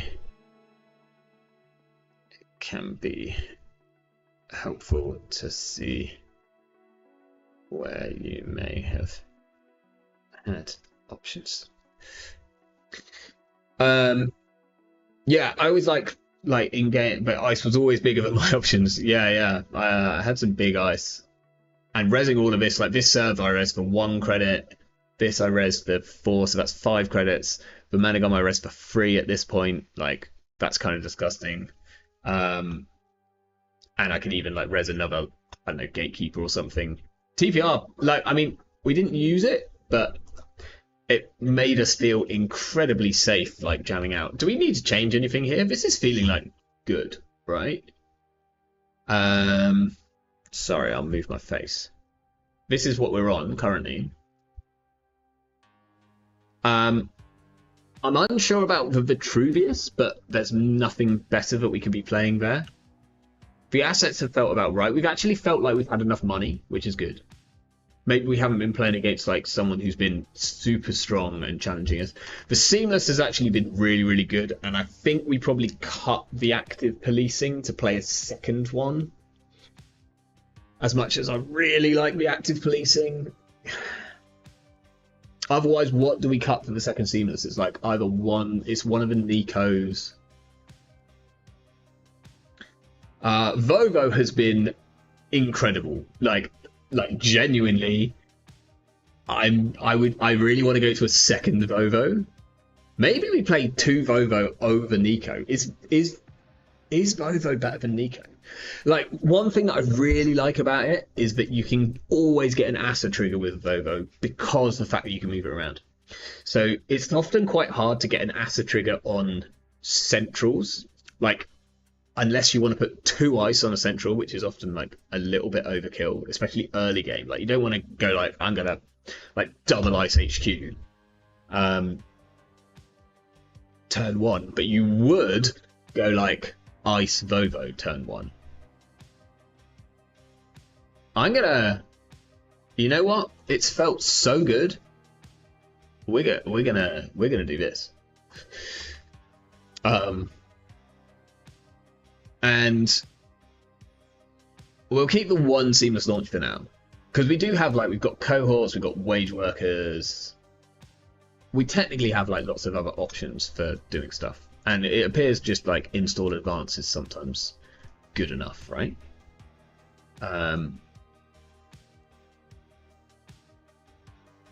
Oh no, we're gonna get knifed. Right, do we quickly put in like 2 more Chrysiums? Do we drop them a virus and put second Chrysium in?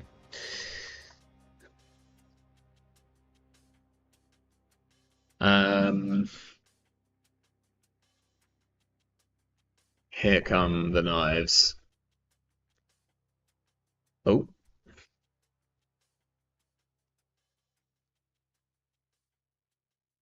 Okay. Ewan was just waiting there as well. He was like waiting in the shadows for us to open a game. I saw how flooded you were in all those games. We got a Trank early. That's pretty good. But the rest of it, not so great. That is better. We have 5 credits worth of like, we can res our ice. Oh, beautiful. Okay, so now what is the play?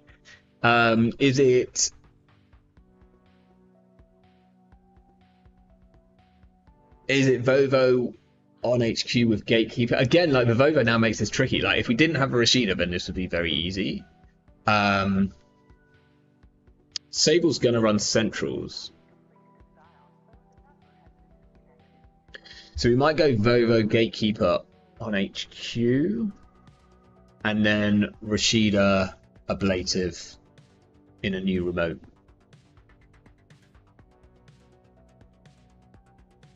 It's either that or we do again the play of like Gatekeeper on HQ, Vovo, Rashida, and Ablative all in the remote. Maybe that's better. We kind of want Ewan to face check the Gatekeeper. So we go here with this, and again, we're like protected. Like, one of the things I really like about the Vovo here is that even if we get Boomerang doofed, we just res the Vovo before the doof comes in, and we can still res this Ablative. Whereas normally it's like Boomerang, doof, run the remote and clear you out kind of thing. Here we will save ourselves a credit.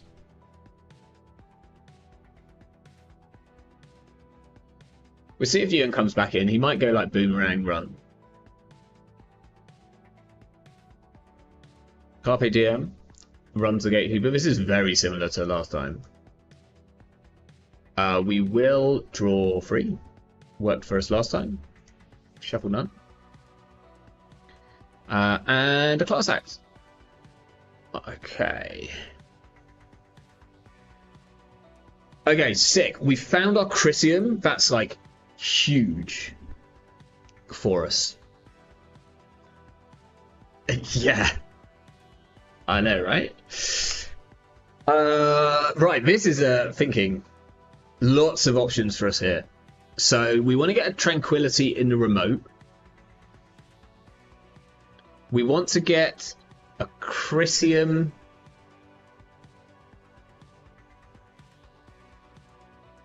on HQ.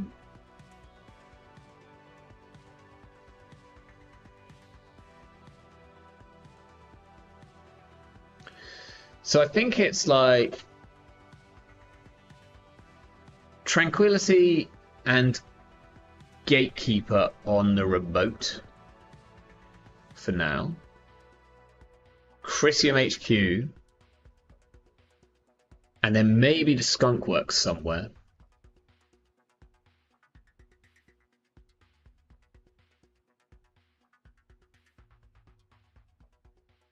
Chrysium HQ, which we can afford to res.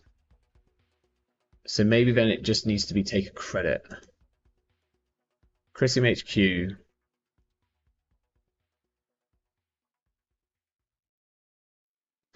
And then I guess we take credit and we throw out the other Tranquility.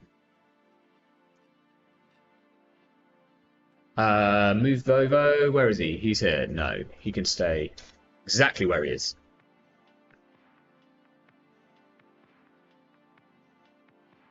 Finding early Chrysium feels really good. I know that Ewan wasn't on Bones in a previous version. Whether he's on Bones now, I don't know.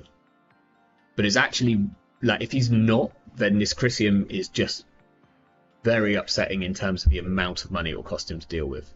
We're gonna get either this MIC or this Bran. And it's tricky because it kind of depends on whether he's on Poison Vial as to which of those we put on HQ. It's probably the MIC, so that we can always, like, trash it to a click if needed.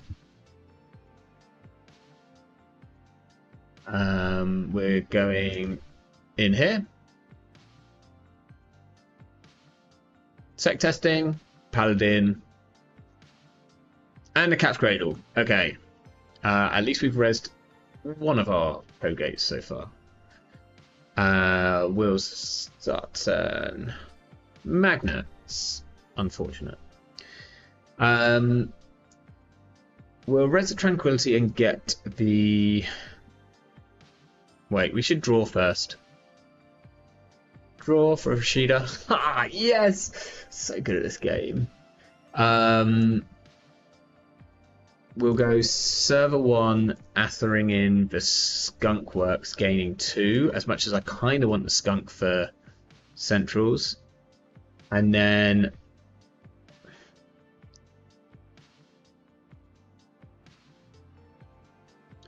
I don't want to put an ice down that I'm not going to res, because it just makes Bravado better.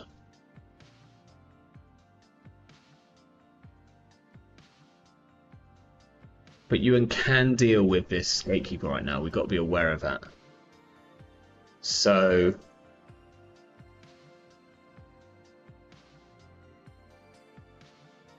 So we could put the Ablative down.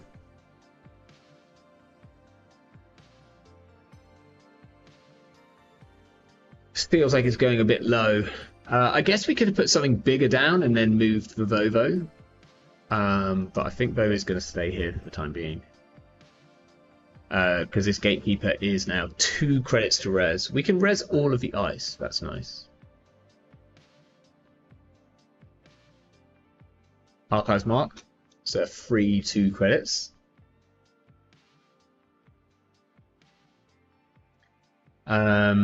We do need this Rashida to go off. I can't remember if / how many pinholes Ewan's on. Like, I don't think it can be that many. Oh, that's a good run. This is clickless game 7. I guess game 5, like net 5. Seems alright. Last click. I think we need to get this Bran. How's the remote? Like, is Ewan likely to challenge the remote? Don't know. I think we need to get this MIC on R&D.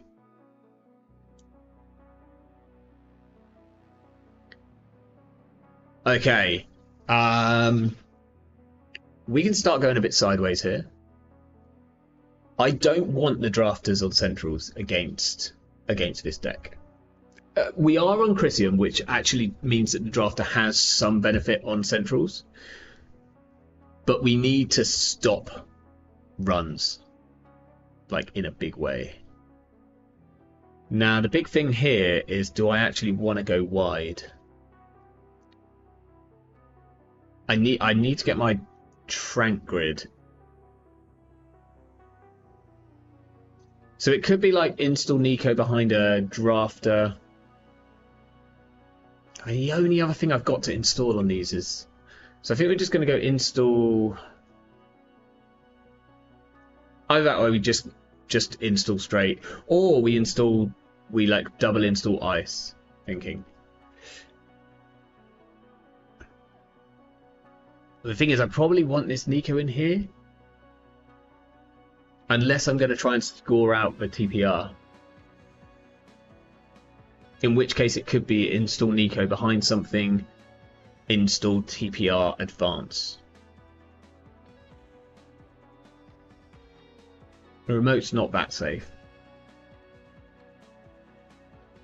So I think it's...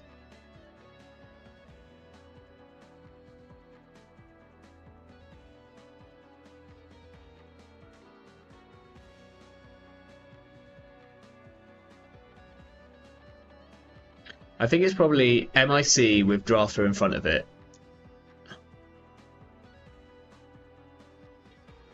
On R&D.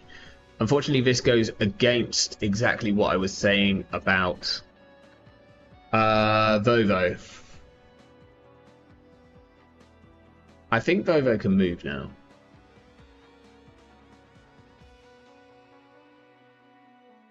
This makes more sense. I think if it's here, then I can afford to res both without it being too much of a problem.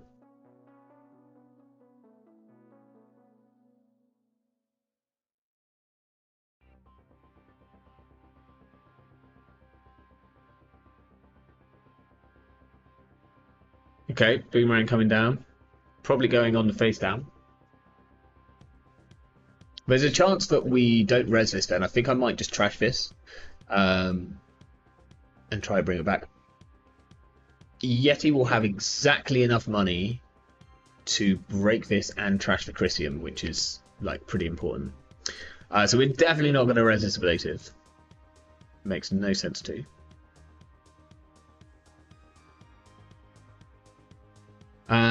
Hopefully they don't steal the TPR.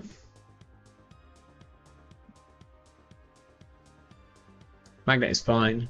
Unfortunately, they get their like free run on, well, their 2 credit run on archives. We probably put even just the magnet here next turn. As much as it's not great, but it does still cost them money to get through.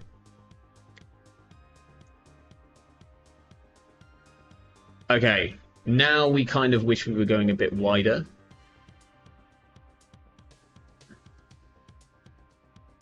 TPR has to be in this remote. Well, does it actually? I mean, the Skunk Works is in here. Like, it might not. So we could go install TPR behind the brand. Or we're going to over-install this ice with, like, an MIC. Maybe it's just fully op for 2 triggers. Can't be correct. But it might be correct.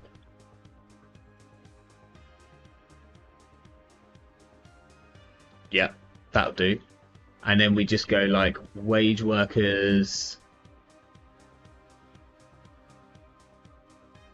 behind the magnet. And then we put like the MIC on HQ.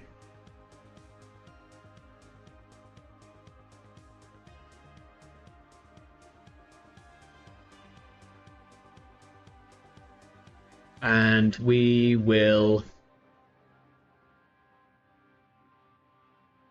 keep Vovo here.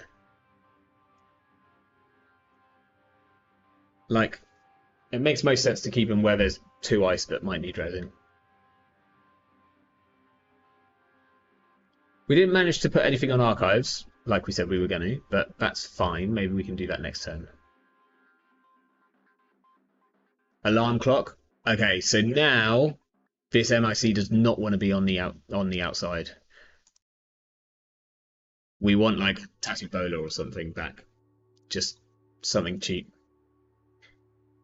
Maybe we should have over-installed this Gatekeeper. It does still cost 2 credits. Still costs 2 credits, and when we re-res it, it will cost us money. I kind of wish we had this magnet back now to put on the outside of HQ. Because at the moment, a lot of our cheap ice is out. Like, both ablatives, one's in the bin, one's here. 2 gatekeepers, so there's 1 more gatekeeper.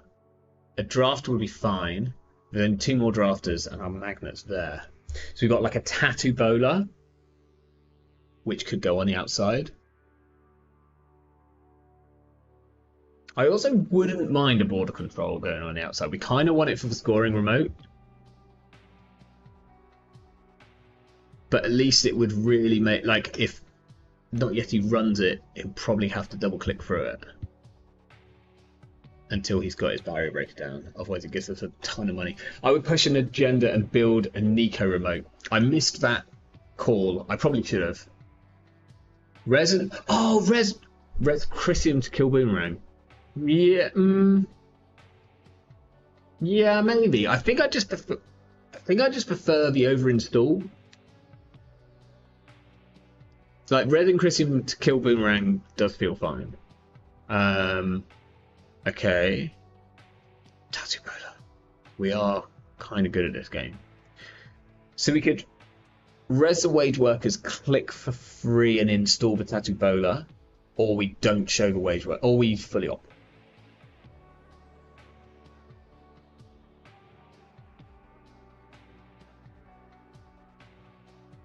I guess we fully op. So we'll draw 2, we'll gain 2, we'll gain 2. We'll put the Tattoo Bola on HQ. And we'll just take, oh no, and we'll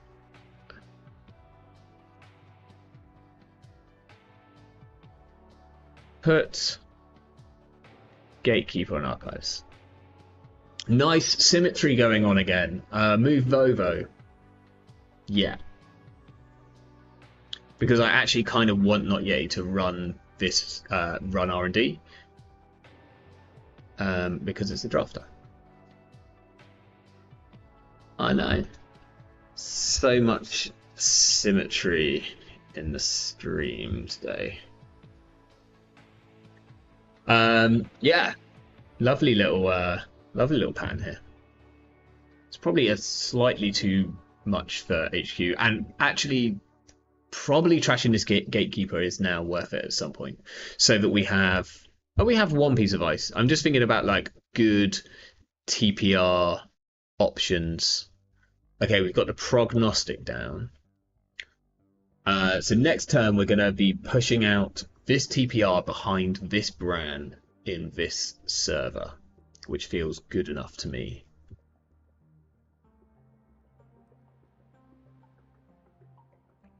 Well, that's interesting. Be cool, be cool, be cool, be cool, be cool. Server 1 will Asa this card there, will gain 2. We will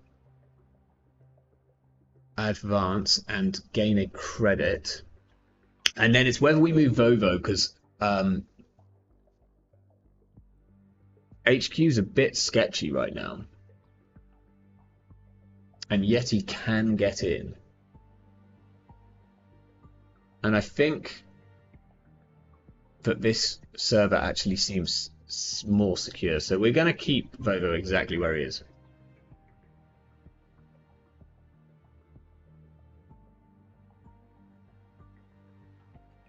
Okay. Not yet. He cycling his masterworks. It's like technically drawing 2 cards for 2 credits, which is perfectly fine. Maybe 3 credits, I guess.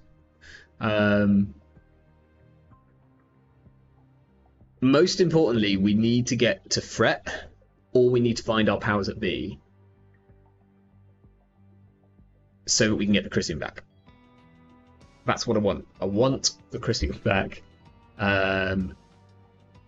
Because that's kind of all we need. Now, if we get the Chrysium back on HQ, then it might be that Yeti just decides to go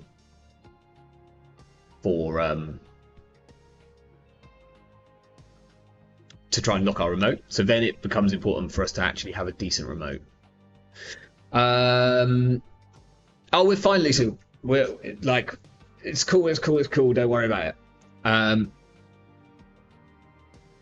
Ewan's not planning on stealing agendas. He's going to try and knife us. Although, like, he does mention, I wanted to masterwork here, but misclicked. You can redo if you want. Oh, really? Undo turn?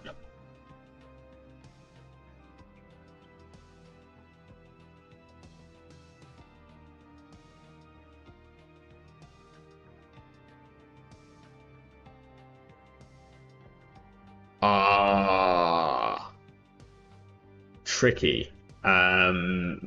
Manual option? Sure.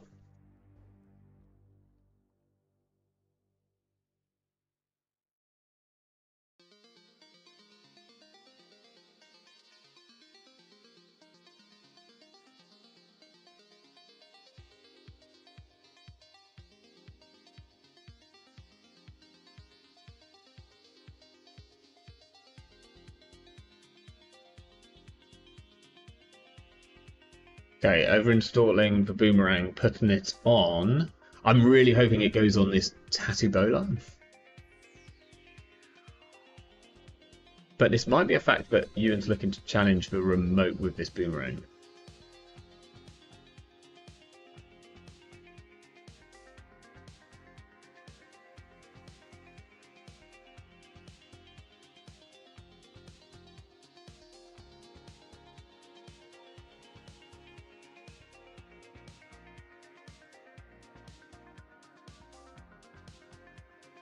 I looked away for a game and looked back to this monstrosity. Yeah, beautiful, isn't it? That is interesting. Unfortunately, we really wanted this gatekeeper to fire, and it is not gonna.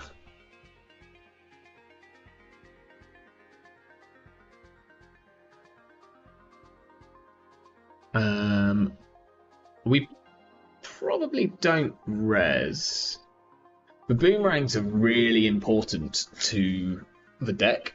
So if we just don't let Ewan get any boomerangs back, that's very good for us. Yeah, this seems like a good way of getting some money. We will not res.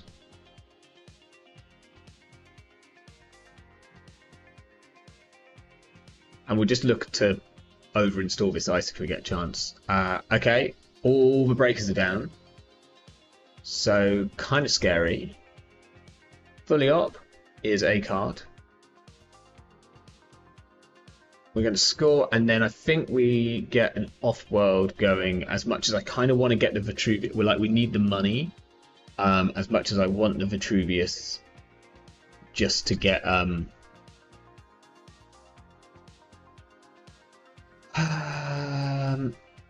back the Chrysium.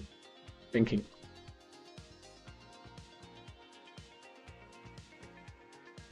Where do we go with Vovo here?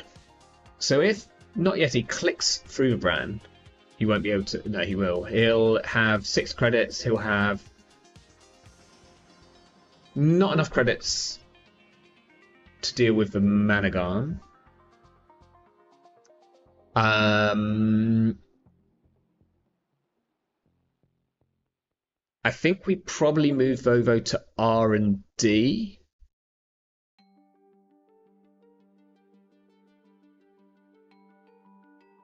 It's either we move it to R&D or we move it to the remote.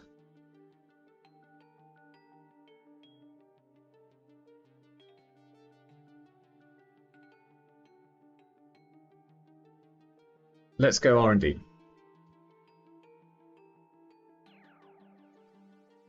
This brand costs us 6. This costs us 4. That's quite a lot of money, but it leaves us just enough to score out this off-world.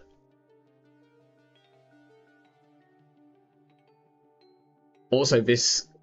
Okay, yeah, I was going to say, like, I wonder where Ewan puts this sec testing, because it's kind of... you kind of don't want to put it on R&D, because if you do get into R&D, you want to trash the Vovo. Okay, that's another bravado coming in here. It's a lot of money. Oh, he is on Poison Vial. Okay, this Bran is not safe. Warning, the Bran is not safe. I'm scared now. The Poison Vials was what made me really, really like this deck when Ewan played against me, because it deals with boomerangs. So now we res a Bran, which he breaks for 1 click. Now that is important because it will use up a click that he needs to use on this Managarm.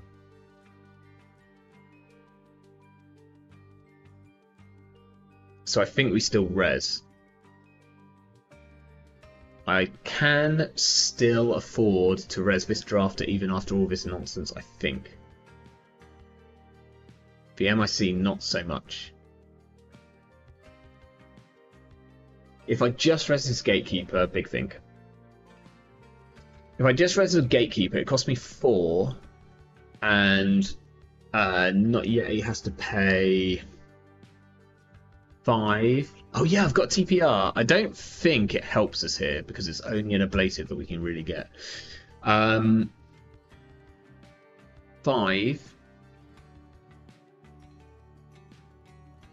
6, 7. Which would leave him with 5 credits. No, then he has to break the ablative as well. So then he has to spend 2 clicks on the Managarm. He will have money to trash it. If we res both, it costs us 10. We then can't afford to res the Managarm and still score out next turn. And more importantly, he can then challenge R&D and kill our Vovo. Although we'll have res most ice by then. He's going to run server 2. For 2 credits. Oh, I should have kept Vovo on the server. I should have kept Vovo on the server. Real tough. The Gatekeeper's almost enough. Can I tax out this Poison Vial? He might be on a second one. He used to be on the second one. I think it has to just be the Gatekeeper.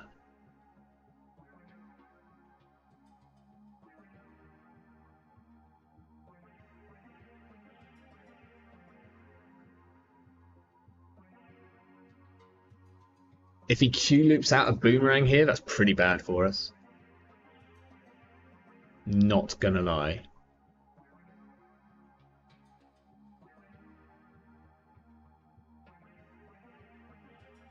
If he lets us fire, it's brilliant for us. Like, really good. Oh, he does. Thought he might. So that means he's going to challenge R&D. So we'll show your cursor to the stream. I don't know how to do that, Alpi. I wish it was shown. So if anyone knows, then do let me know.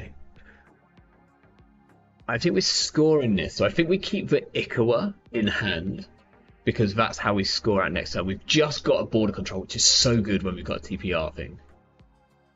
I think we have to shuffle these 2 back. Yeah, if anyone knows how to make OBS show my cursor, then please do let me know.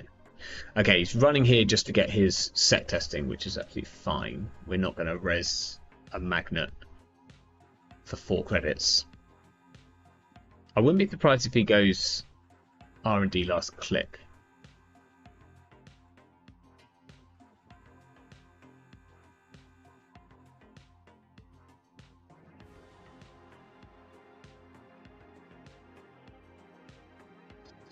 Now, importantly, when we score at this off-world, we then are at threat. So we now have like ablative options.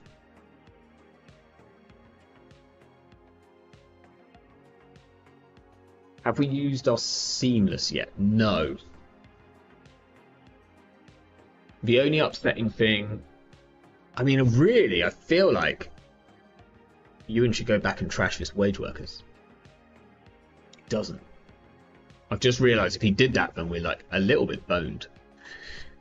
Second Vovo, so that's fine. We had to discard a card this turn anyway. So we go score. And then you might clear out this server, but I think we still keep the Vovo here. Either that or it goes on to HQ.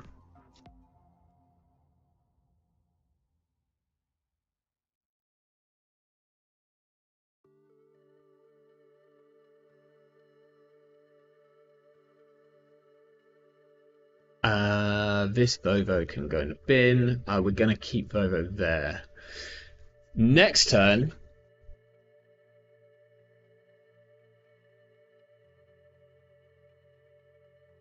I wonder what we do. Double Bran would require 2 clicks to get through here.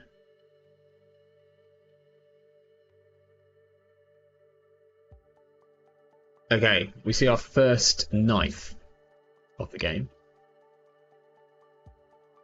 So the big question is are we flipping this tattoo? Are you using browser source or screen? It's a good question. If you double click on browser screen in your source list, it should be checkbox, so capture cursor. It's that simple, eh? Now, we don't want to let them charge up this Kurapira. Off the tattoo. I wonder if we're swapping it here.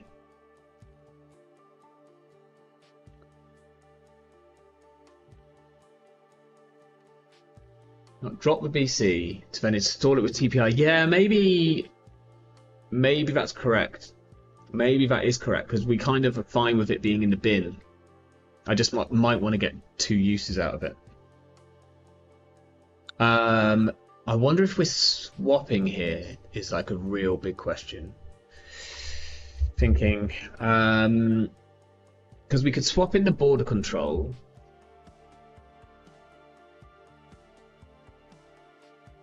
I kind of need the border, or want the border control for the remote is the big problem.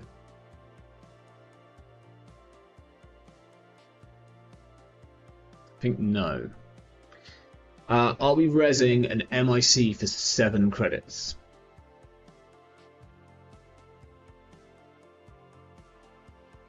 Also no.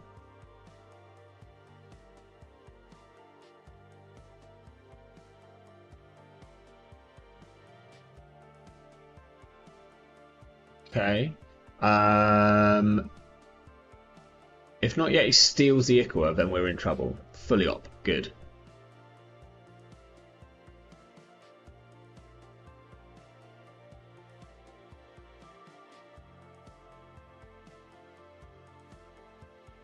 Bravado. We're still not resin here. So much money. So much money off of Bravado. We will res a draft though for a single credit. Seems pretty good. And I think we do res this MIC.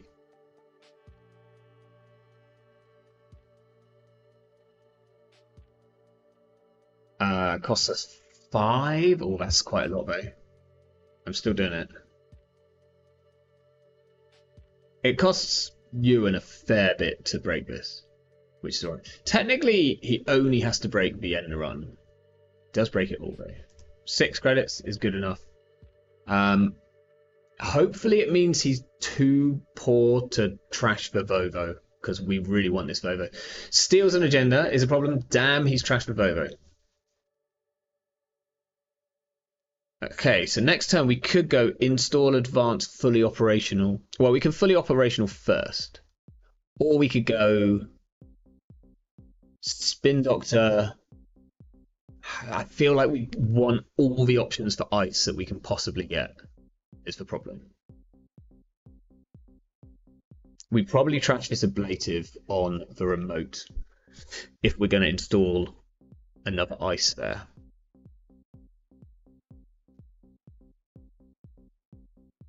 I'm going to need a Vovo if I want to res everything though. Like, I'm considering double Gran because it's really hard to deal with that. Can we just score?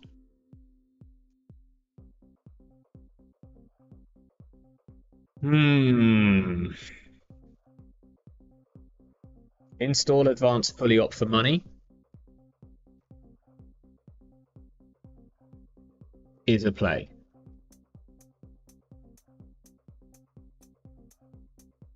Install overwriting this ablative.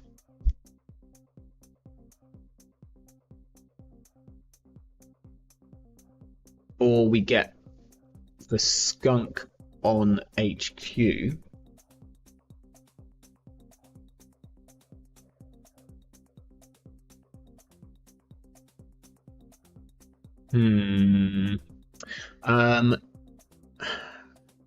Really tricky. Okay, so to get through this Bran, it's going to be like a click and then poison vial. But then we can border control. We can also save this Ikawa project with the Spin Doctor if it really comes to it. I also think I don't install the Skunk Works from hand so that I can potentially get an Asa trigger next turn and get the Skunk Works out.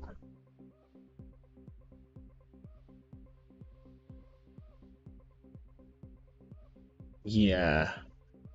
I've got to be careful about like free counters on Kurapira because I really need this Bran to cost at least a click. So they'll get one more charge from this tattoo. I think install advance, no Asa, fully opt for money is enough. They should and probably will go and trash the wage workers, but we'll worry about that next turn. We can't do install advance, we won't have enough money. Tranquility gain 2, done. Advance, 13 credits. So this brand costs us 6. We will probably switch this tattoo with this Bran in hand if they run HQ. Oh, but no, because we want the Asa. I think we want to hold off on the Asa trigger. Oh, so that's awkward.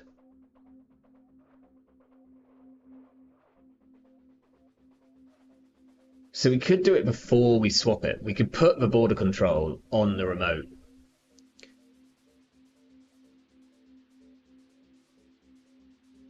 Feels wrong.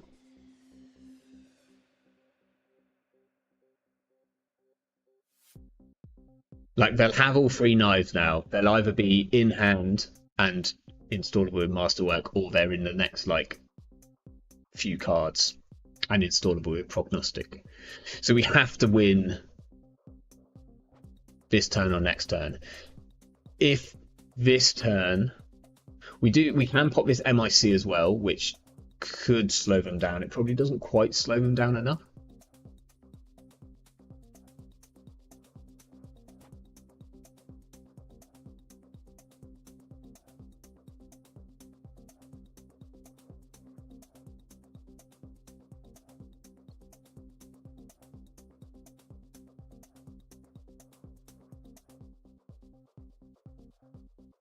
Okay, no HQ run, which is fascinating. Over installing this boomerang. Where's this boomerang going?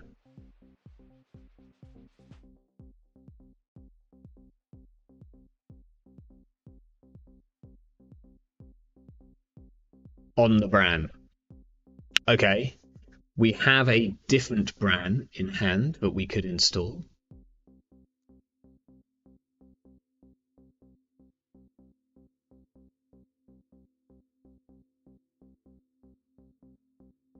That's their last boomerang.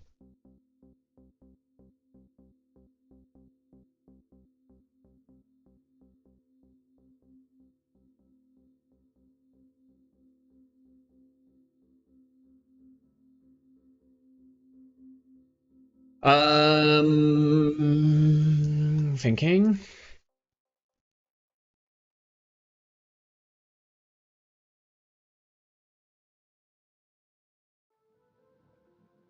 So rezzing this is not worth it. So what we can do is we could TPR the border control, probably over installing the ablative, so they can't get a Kurapira charge of it off it, and then install this Bran at the top.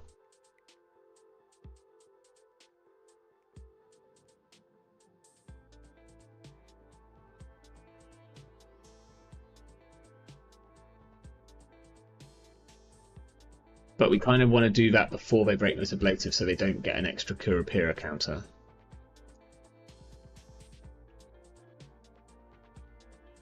Okay, so we're going to trash this. We're going to trash this. We're going to TPR from hand border controls there, the one innermost, ran on the outside.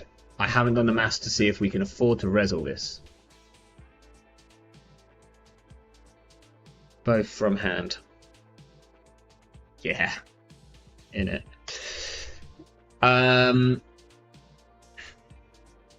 The other thing we could have done would be to save the Ikawa with the Spin Doctor. So here we res the border control for 4, we res the Bran for 6, and we can't score out. Maybe it's just enough for border control, and then we pop the border control and we res the Managarm. Because this costs them 2. They have to come back. Managarm costs us 2 to res. They go through. Here, they have to pay. This is enough, right? We don't have to pop the border control.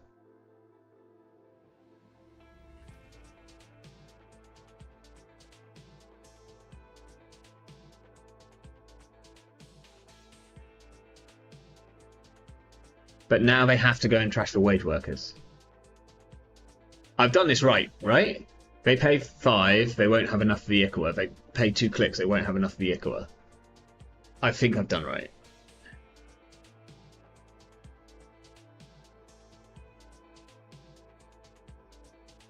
Yeah, the other option, and probably the better option, would have just been to install the border control and the Managarm from hand, gaining 2 credits. Yeah, so now they have to go and trash this wage workers. Which is a line, and we can res this magnet.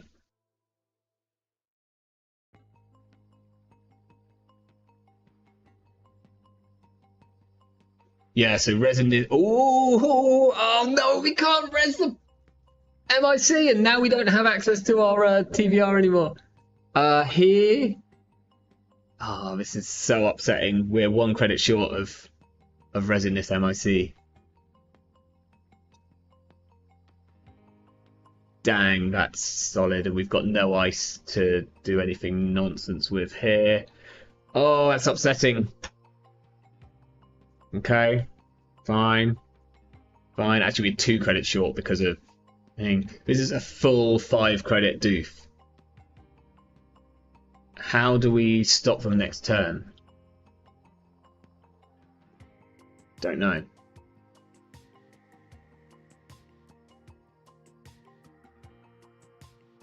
Have they made... They haven't run all 3 centrals, right? We're not... There's no knife. Right? Oh, we've got a click as well. They should trash the wage workers here.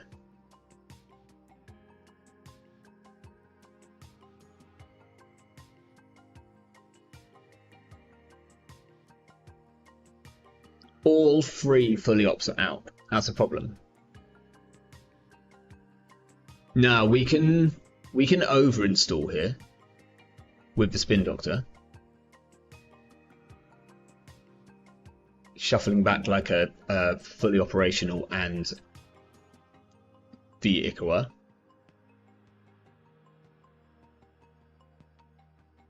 That is a hell of a dude. Yeah.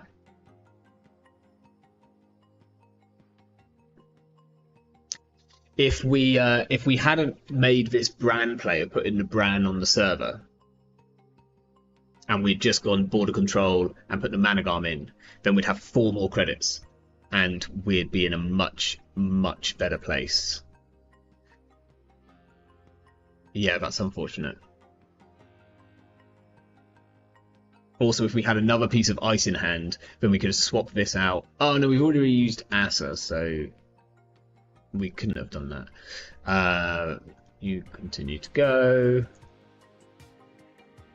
Don't hit the spin doctor, or we're in some trouble. Okay, well that limits our options for next turn, which is click for 3 credits.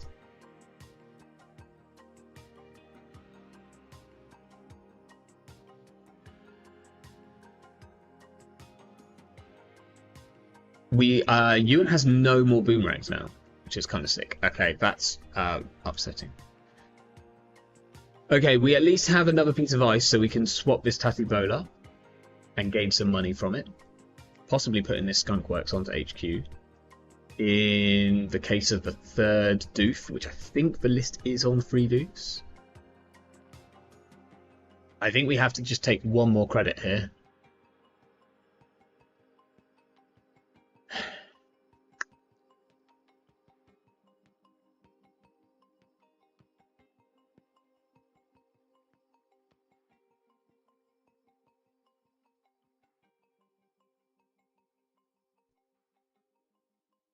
Dang. That was looking so good for us. Okay, HQ mark. Tiny bit scary. Also our brands are sodding useless now. This Kurapira has 4 counters. We need an MIC, but our MICs are on the servers.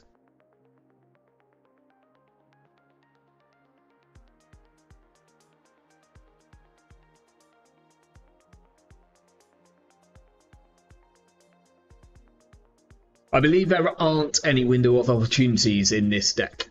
I know that like slots are at a premium, but I mean, be a hell of a deck to play window of opportunity in. Okay, security testing is going archives and various other places. So here we can get money.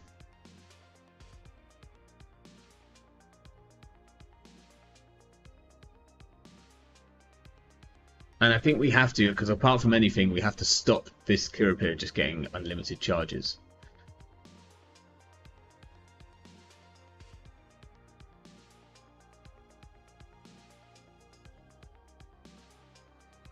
How are you breaking it? I mean, not how are you breaking it. Are you bypassing or are you breaking? Let's go. This is like really tense. Breaking? Or do I need to click this? What's happening? Oh, it might be still or thinking on run triggers. I forget that there's about 10 gajillion things which happen when you start running here. Yeah, we'll swap with a drafter.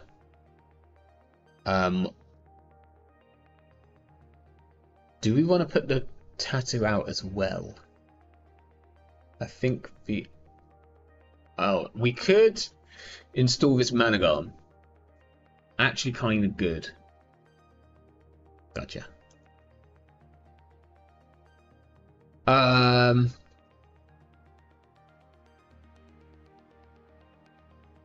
we don't want to res it yet, so let's say no. Now, we can res this MIC. It costs us like all our money. I think we need to save it for next turn.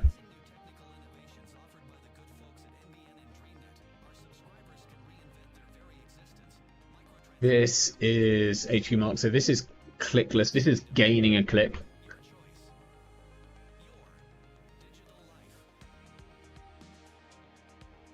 I wonder if not yet he's considering letting that first sub fire, which is wild if he is, but he might be. He might be doing like some pretty significant maths. With no boomerangs, like our MICs are really good. Unfortunately, our brands are bad now.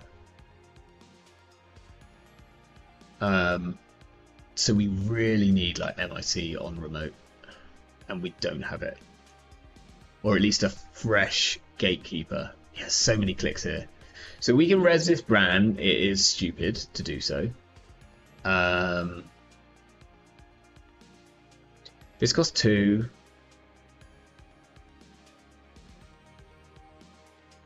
Ewan has all the clicks he needs to click through the Managarm, unfortunately.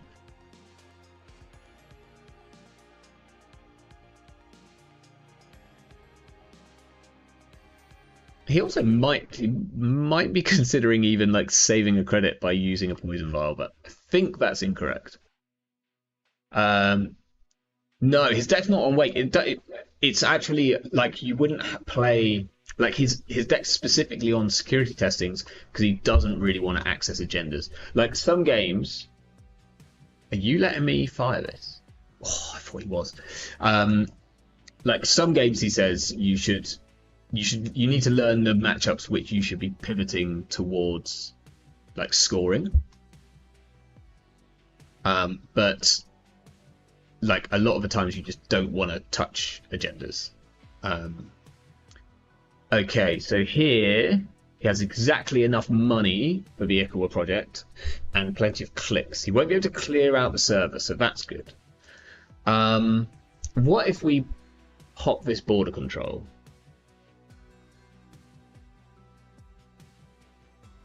If we pop the border control, he needs 2 more credits. How's he getting those 2 credits? Why not raising Bran? Because he has 6 counters on Kurapira fix. So the Bran does nothing. He also has a poison vial, so it did not much when the poison vial was coming down. Now it does absolutely nothing. But if we border control him now, we lose our border control, which makes it really hard for us to score out in this server. But can he get back in? Been so tempted to start spending these VAR counters. I've been wondering that. I just mentioned it.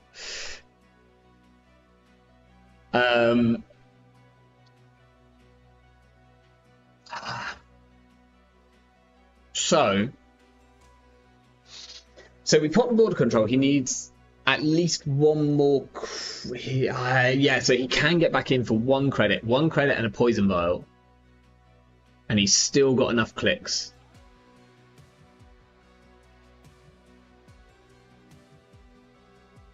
So we don't pop.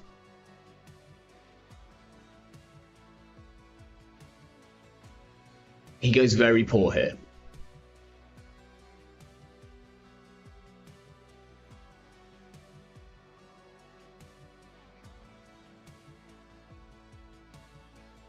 Can't trash anything.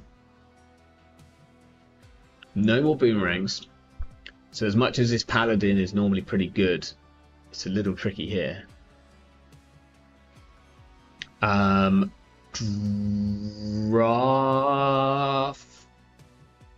It'll cost him 2 credits.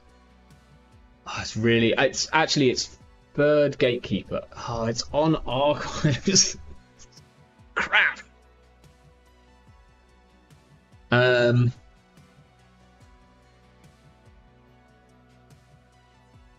I'm just wondering what our options are for like taxing ice on the server, and the Kurapira is making it really tricky.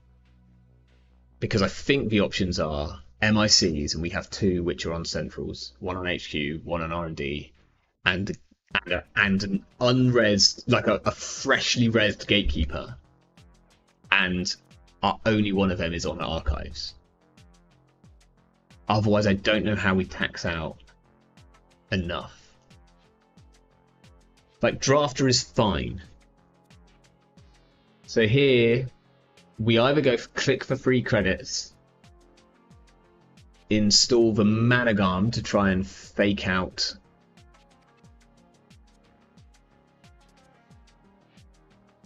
a play,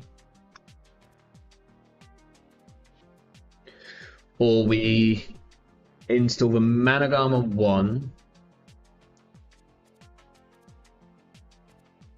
the tattoo for the gatekeeper to get that in the bin so that we can maybe recycle it somehow.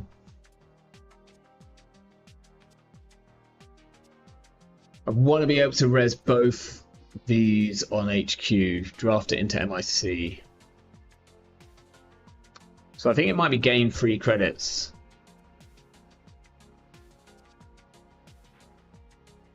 It could even be gain 3 credits, install tattoo and Managam.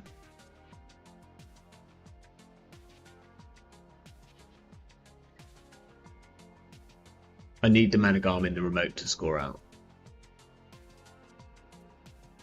That's for sure.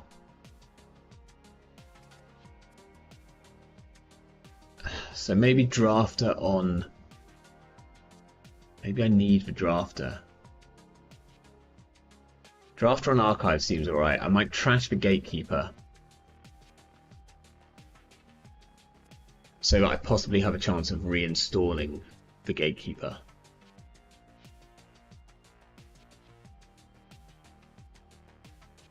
Maybe with the tattoo as well.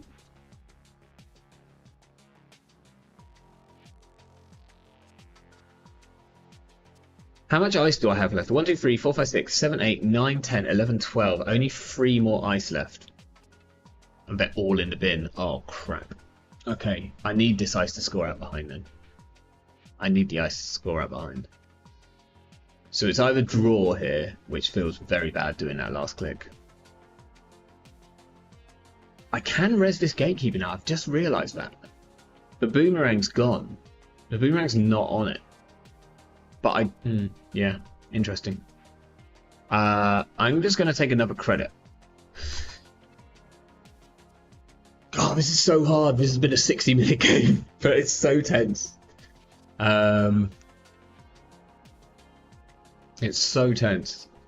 Maybe I need it to start forcing him through this Bran and just get him to spend these Kurapira counters.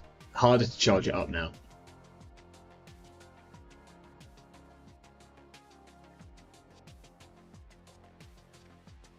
Next turn might be draw, draw, draw, and then install on server 1. Or at least like draw and see where we get from there. If we get a Spin Doctor, then it might give us some options. I guess when I installed the drafter on HQ using the Tattoo Bowler, I think I should have trashed the MIC which was underneath it. Because I think I need that back.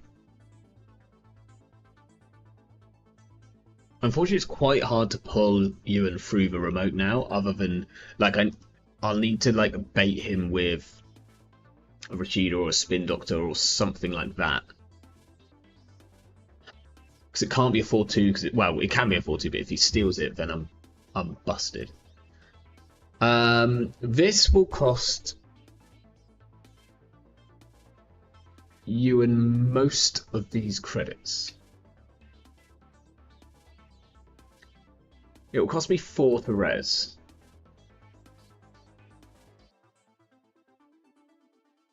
If it fires, it's really good. If not, where's he using these shares for credits? Do I care if he runs HQ? Guess click back.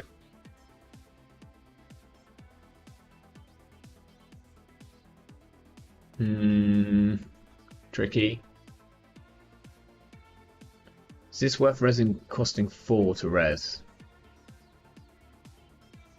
No.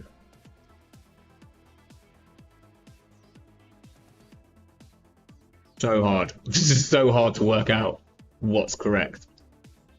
I've still got 2 cohorts somewhere. Where the hell are these cohorts? He can't break Gatekeeper. I think he can.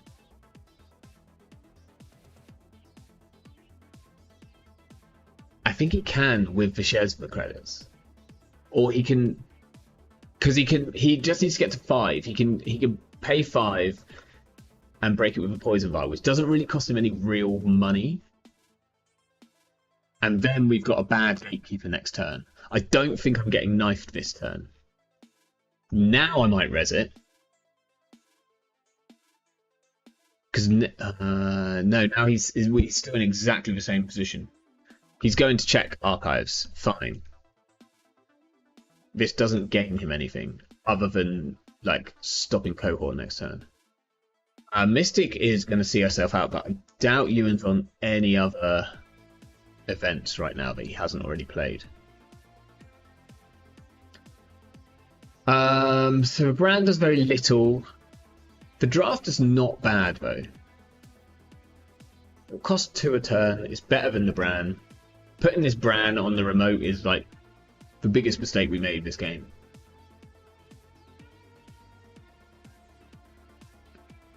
And like really kind of ruined us.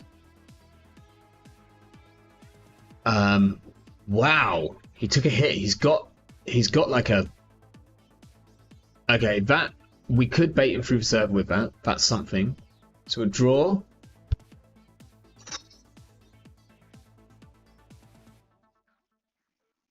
That's interesting. Okay. Can we? I'm so convincing. There was not. Can we go install advance? Can we go install advance? He has 4 real credits. We don't lose to knife next turn. I think we can go install advance. We put the...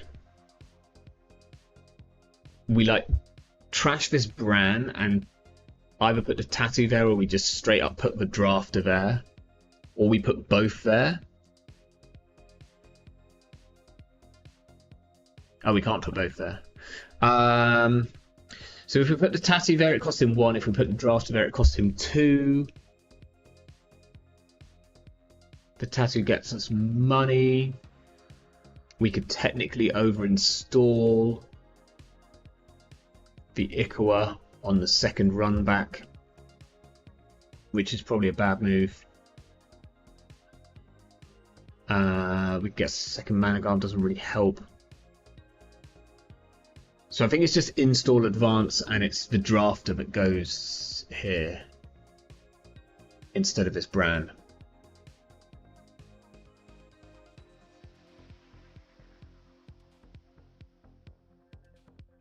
That's or is it?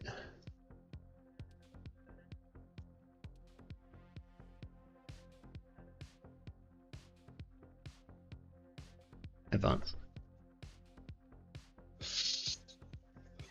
Like if it lets the drafter fire, then we might just spin over the Ikawa as much as we really kind of need to score it.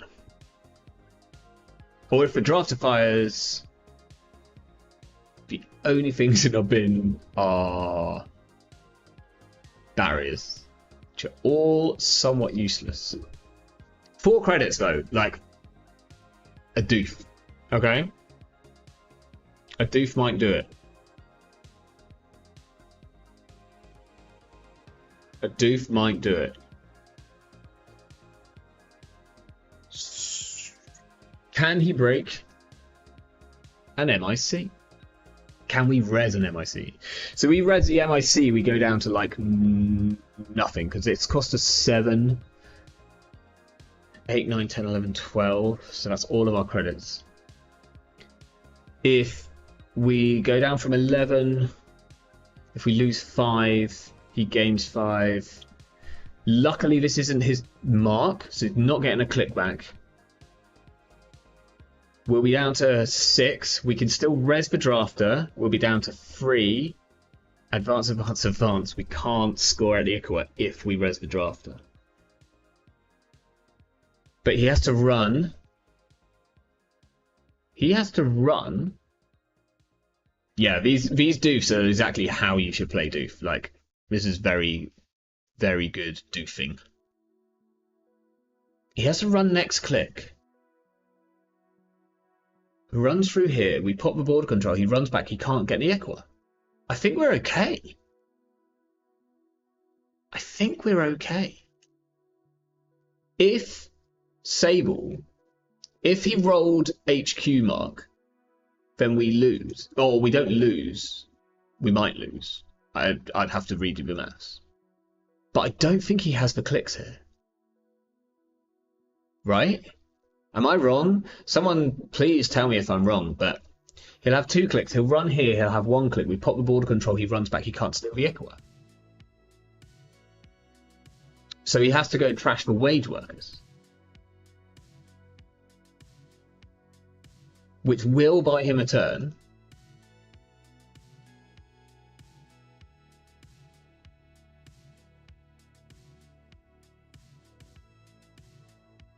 It will buy him a turn.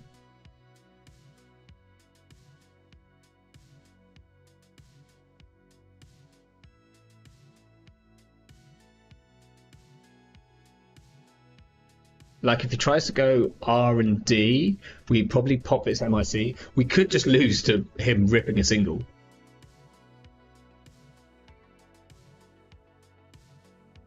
He hasn't security testing on R&D. He hasn't security testinged on R&D. So I think we have to pop this MIC after he's gone through it.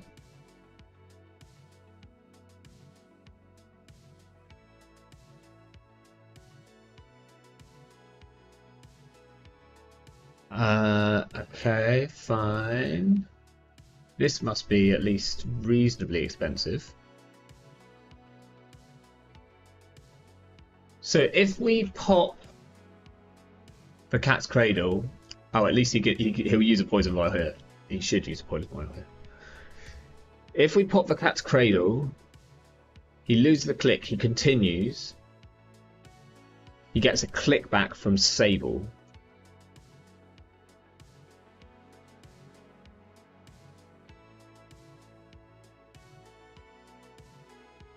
If this isn't our last turn,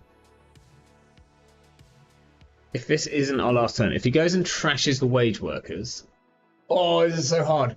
If he trashes the wage workers next turn, then we can't score out, and he can win next turn as long as he has enough money.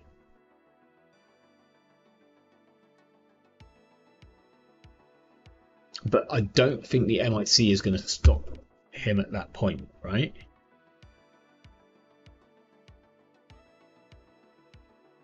There's a chance this gatekeeper stops. It could also draw us into our seamless launch.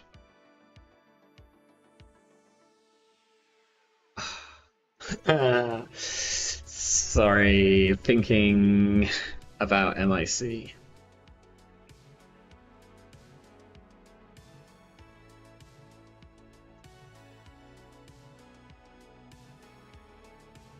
We're not protecting an Ikawa with this MIC, so we pop it.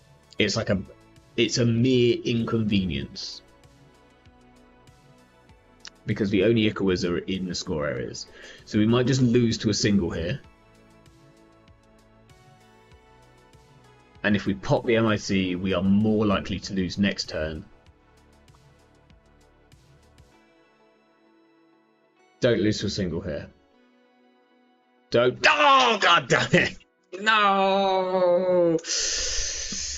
I said we would lose to a single there. Just felt like we would.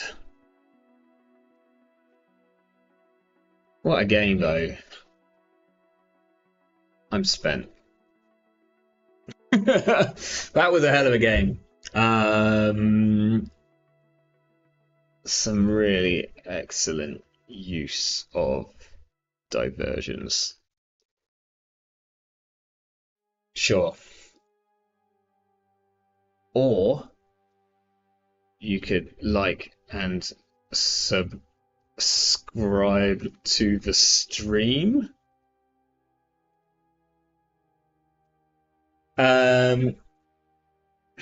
We'll do a resol.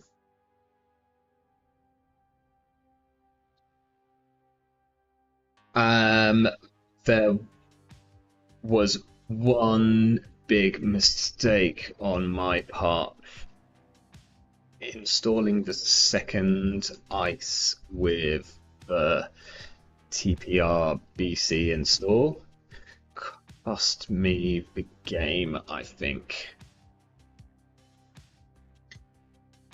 Without spending the extra, I could res the MIC on HQ into your doof.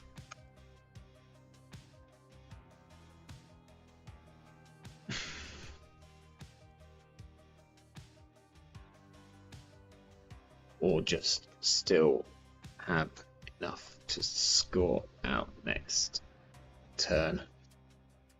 I should have used Poison Vial on that same run, I think. Yeah, maybe. The Poison Vial made our brands feel, well, vile.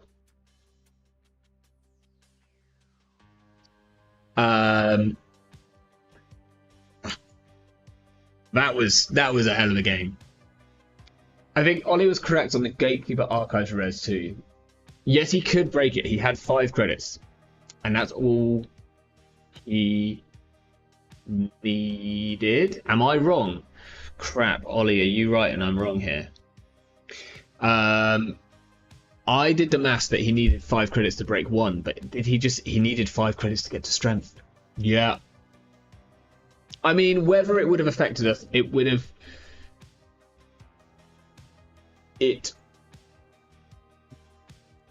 have drawn us into our seamless, which would have been like the real good thing. Look at this, like we drew all our ice this game. That's kind of nuts. He had 1 credit server. Yeah. I wonder, I guess he wouldn't have then got his security testing. Yeah. Yeah, that might have been that was probably a res. That probably should have been a res. It just feels so bad. Like it feels so bad to res into Cat's Cradle, but yeah, I screwed the maths on that one. I thought he could get to enough strength to break 1 sub. Oh, I was so close though. It'd be like I'd love to see what would happen if we hadn't screwed up with the brand. Because I think then either Ewan has to go and deal with this wage workers, or we lose. Yeah, Kiko, this was a hell of a game. Like it had everything. It had some like nonsense Asa tricks. We did a cool TPR move, which we unfortunately kind of screwed up slightly. In our choice. It had defensive turtling up. It had really good ice being completely useless. It was fun. It was a good game. This is a fun deck. I'm gonna probably sleeve this up and play this at local meetups for a bit. Don't tell anyone. But yeah, I join me next week for like TPR OB or something. I think we're probably gonna try and jam TPR into like every court for a bit and see what feels good. TPR, like if R plus was still a thing, like TPR R plus with pings could be like really gross. But yeah, cool. Thanks for joining. That was a really fun stream today. Thank you particularly to Not Yeti for one hell of a game. Congratulations to everyone who did really well in the showdown, and good work, Abraham, on running it. CBI is in like 2 weeks. Someone tell me what decks I should play, because Arasana does not feel as good anymore since Trickshot went. I'm still tempted to take her, but I'm unsure. Turn off Asa triggers. Off-turn Asa triggers, yeah. Off-turn Asa triggers are the absolute one, and it's the reason that we built this in the first place. Because you know I love a kickflip. Right, thanks everyone. Have a great week, whatever you're up to. UK nationals, like the districts, a lot of some of the dates have been announced for those, so check them out. And Kikai in chat did a lovely breakdown of the tournament from the weekend. If you're not subscribed to the Surveyor, go and subscribe to the Surveyor. It's like one of the best things. It's hard to say it because, like, obviously it's like a bit of a slap in the face to Andre, who seems to spend like all of his time streaming right now. But it's like one of my favorite bits of Netrunner media. Whenever it comes out, I think they're very well written. Anyway, ciao everyone.